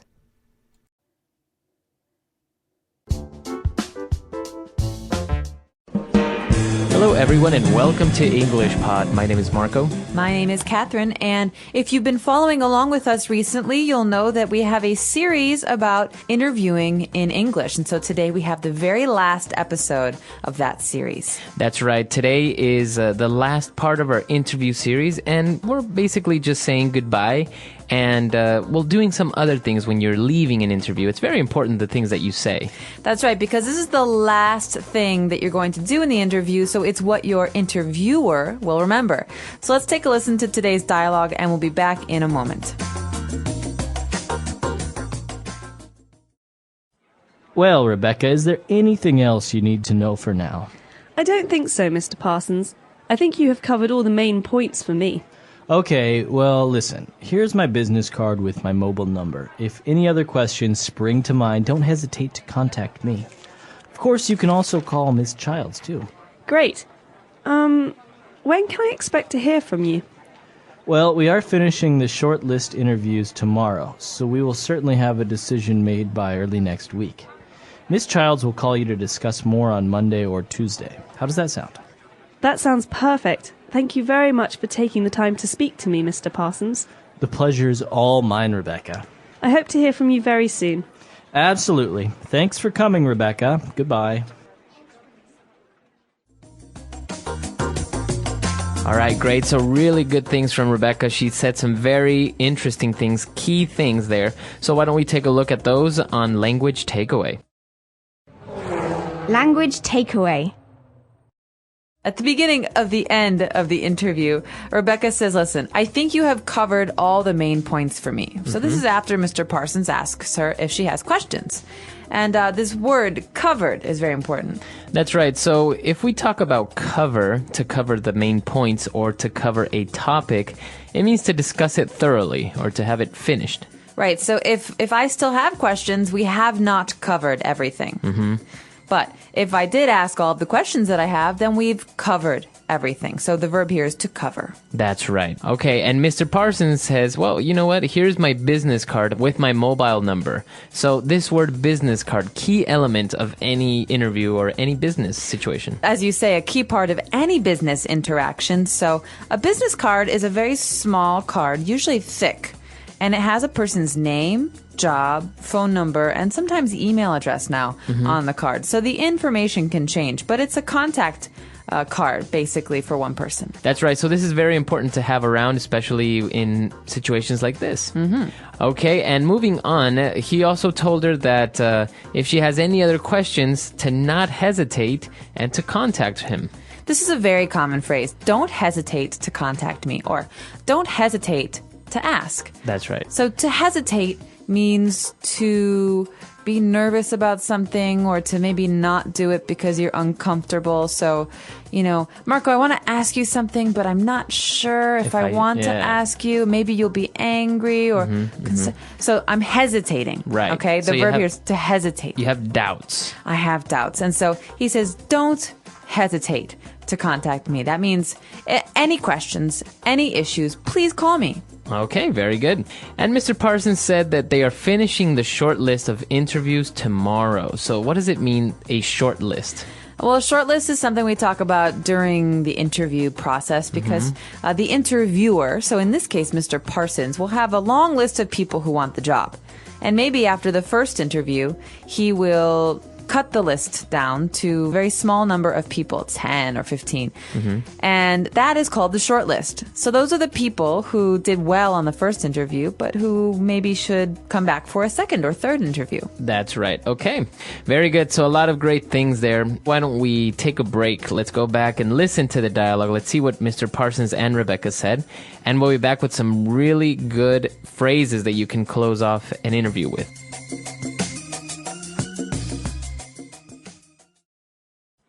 Well, Rebecca, is there anything else you need to know for now? I don't think so, Mr. Parsons. I think you have covered all the main points for me. Okay, well, listen. Here's my business card with my mobile number. If any other questions spring to mind, don't hesitate to contact me. Of course, you can also call Miss Childs, too. Great. When can I expect to hear from you? Well, we are finishing the short list interviews tomorrow, so we will certainly have a decision made by early next week. Miss Childs will call you to discuss more on Monday or Tuesday. How does that sound? That sounds perfect. Thank you very much for taking the time to speak to me, Mr. Parsons. The pleasure is all mine, Rebecca. I hope to hear from you very soon. Absolutely. Thanks for coming, Rebecca. Goodbye.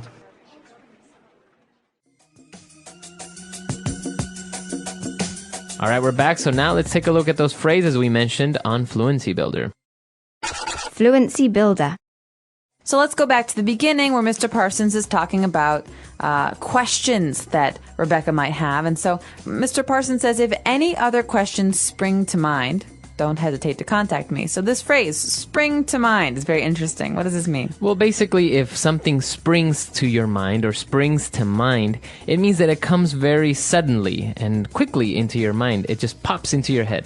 Wow, so to spring, or springs in this case, is like jumping. So something hits your mind very quickly. It comes into your mind very quickly. So, oh, I don't really have any ideas, Marco, for that party next week, but, if anything springs to mind, you should let me know. Okay. So if you have any sudden ideas or anything you suddenly remember, that's what it means to spring to mind. Mm-hmm. Okay, so taking a look at these expressions that Rebecca used when she's leaving. For example, you know that you finished the interview, and a typical question that you want to make is, when can I expect to hear from you? This is a great question at the end of an interview because it's basically a way of saying, listen, I'm interested in this job. Mm-hmm. When will you call me about it? Mm-hmm. And so the phrase, when can I expect to hear from you means, when will you tell me your decision? That's right. But it's a lot more polite and formal and better than saying, when are you going to call me? Yeah, you would never say that in an... Well, you wouldn't want to say that in an interview because it makes you sound desperate, like you really need the job. Mm-hmm. In this case, when can I expect to hear from you? It's like, oh, well, I hope that you'll get in touch with me. That's right. Okay. And well, he explained that they're shortlisting everything and that they will be in touch with her very soon. And she said, wow, that sounds perfect. Thank you very much for taking the time to speak to me.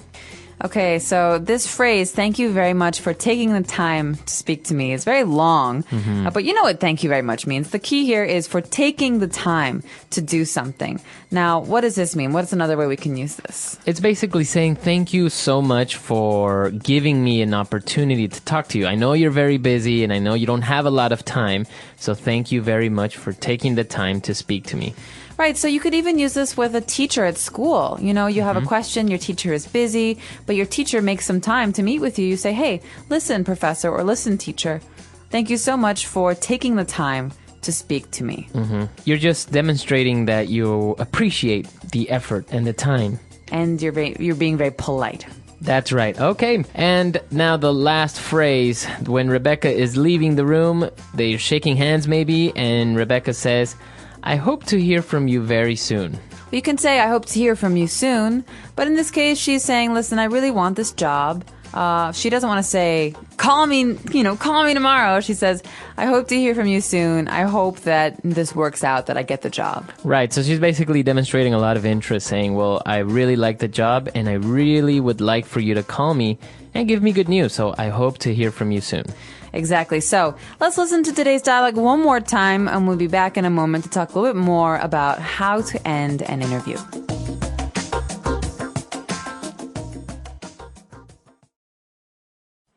Well, Rebecca, is there anything else you need to know for now? I don't think so, Mr. Parsons. I think you have covered all the main points for me. Okay, well, listen. Here's my business card with my mobile number. If any other questions spring to mind, don't hesitate to contact me. Of course, you can also call Miss Childs, too. Great. When can I expect to hear from you?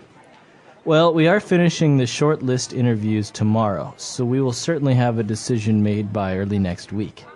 Miss Childs will call you to discuss more on Monday or Tuesday. How does that sound? That sounds perfect. Thank you very much for taking the time to speak to me, Mr. Parsons. The pleasure is all mine, Rebecca. I hope to hear from you very soon. Absolutely. Thanks for coming, Rebecca. Goodbye. So this is a great way of ending an interview. Rebecca did a really good job. And I think there are a couple of suggestions or tips that you would like to give our users.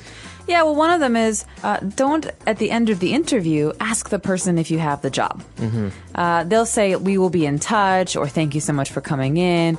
But if they don't say, we would really like to have you join this company, then you probably shouldn't ask. You should say, when can I expect to hear from you? Mm-hmm. That's more polite.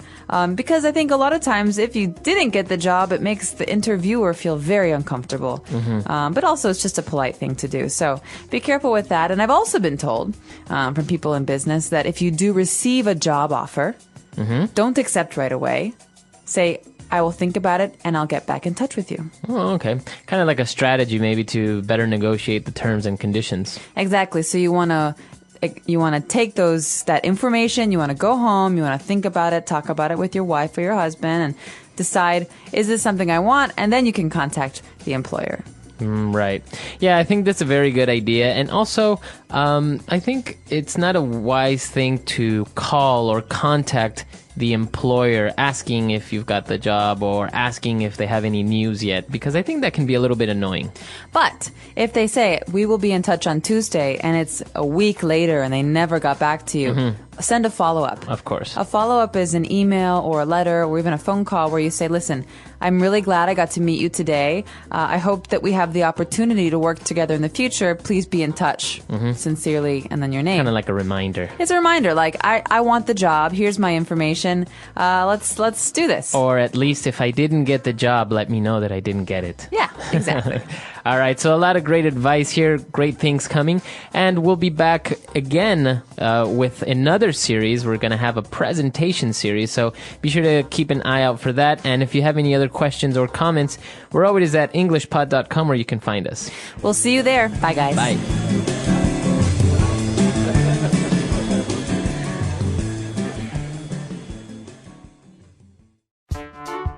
The English Pod Audio Review.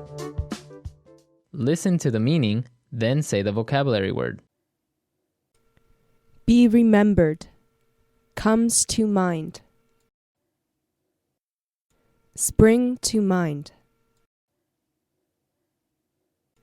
To stop before you do something. Hesitate.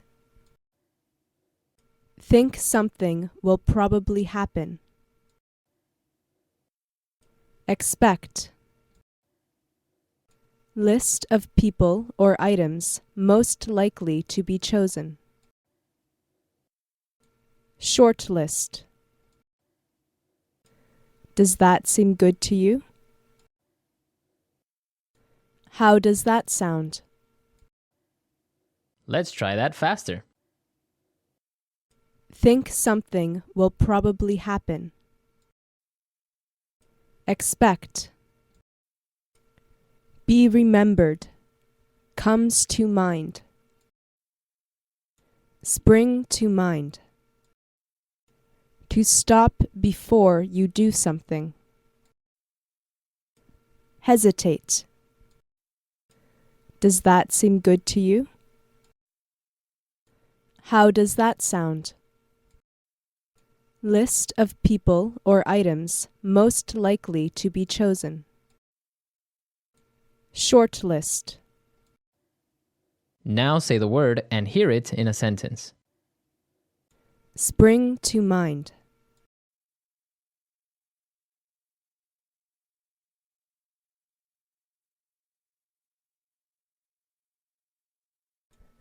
I'd love to help you with an idea for the ad campaign, but nothing springs to mind. Spring to mind.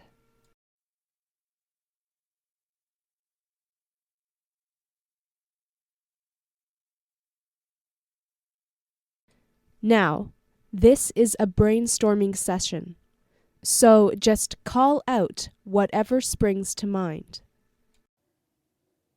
Spring to mind.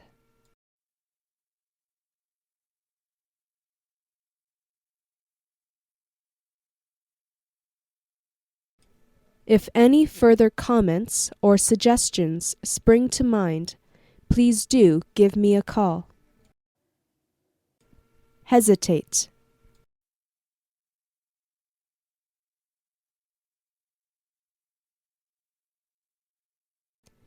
If you have any questions at all, don't hesitate to ask.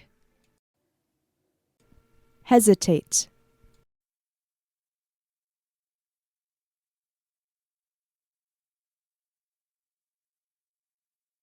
Please don't hesitate to get in touch with me if I can be of any assistance. Hesitate.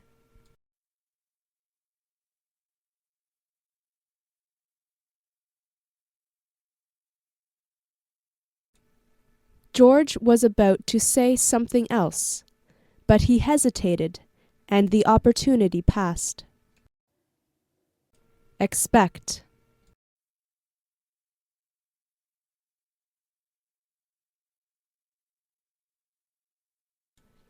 It was lovely to meet you, Sarah. When can we expect to see you again? expect.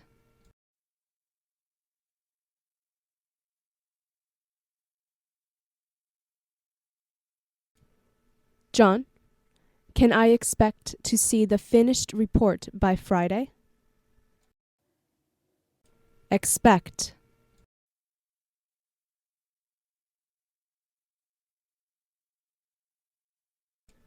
When can we expect to hear your decision, Miss Walsh? Shortlist.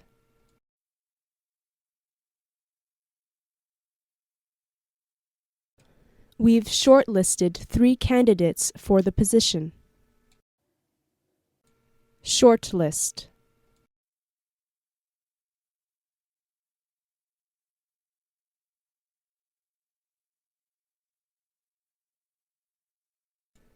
Well, I made the shortlist, but I still have to add 2 more interviews if I want the job. Shortlist.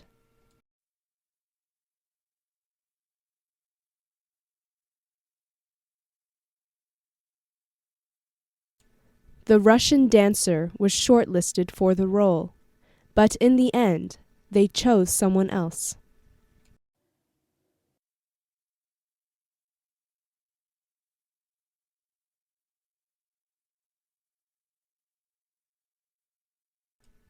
Johnny, if you're very good this morning, I'll take you out for ice cream.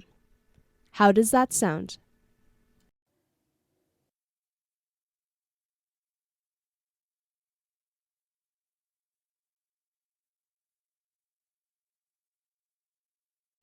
Let's go over the Anderson account first, then move on to the Jones account.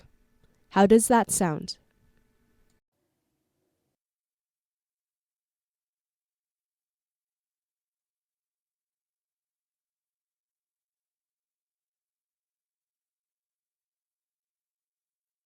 I suggest we start our trip in Beijing, then travel to Tianjin, and from there to Qingdao. How does that sound to you?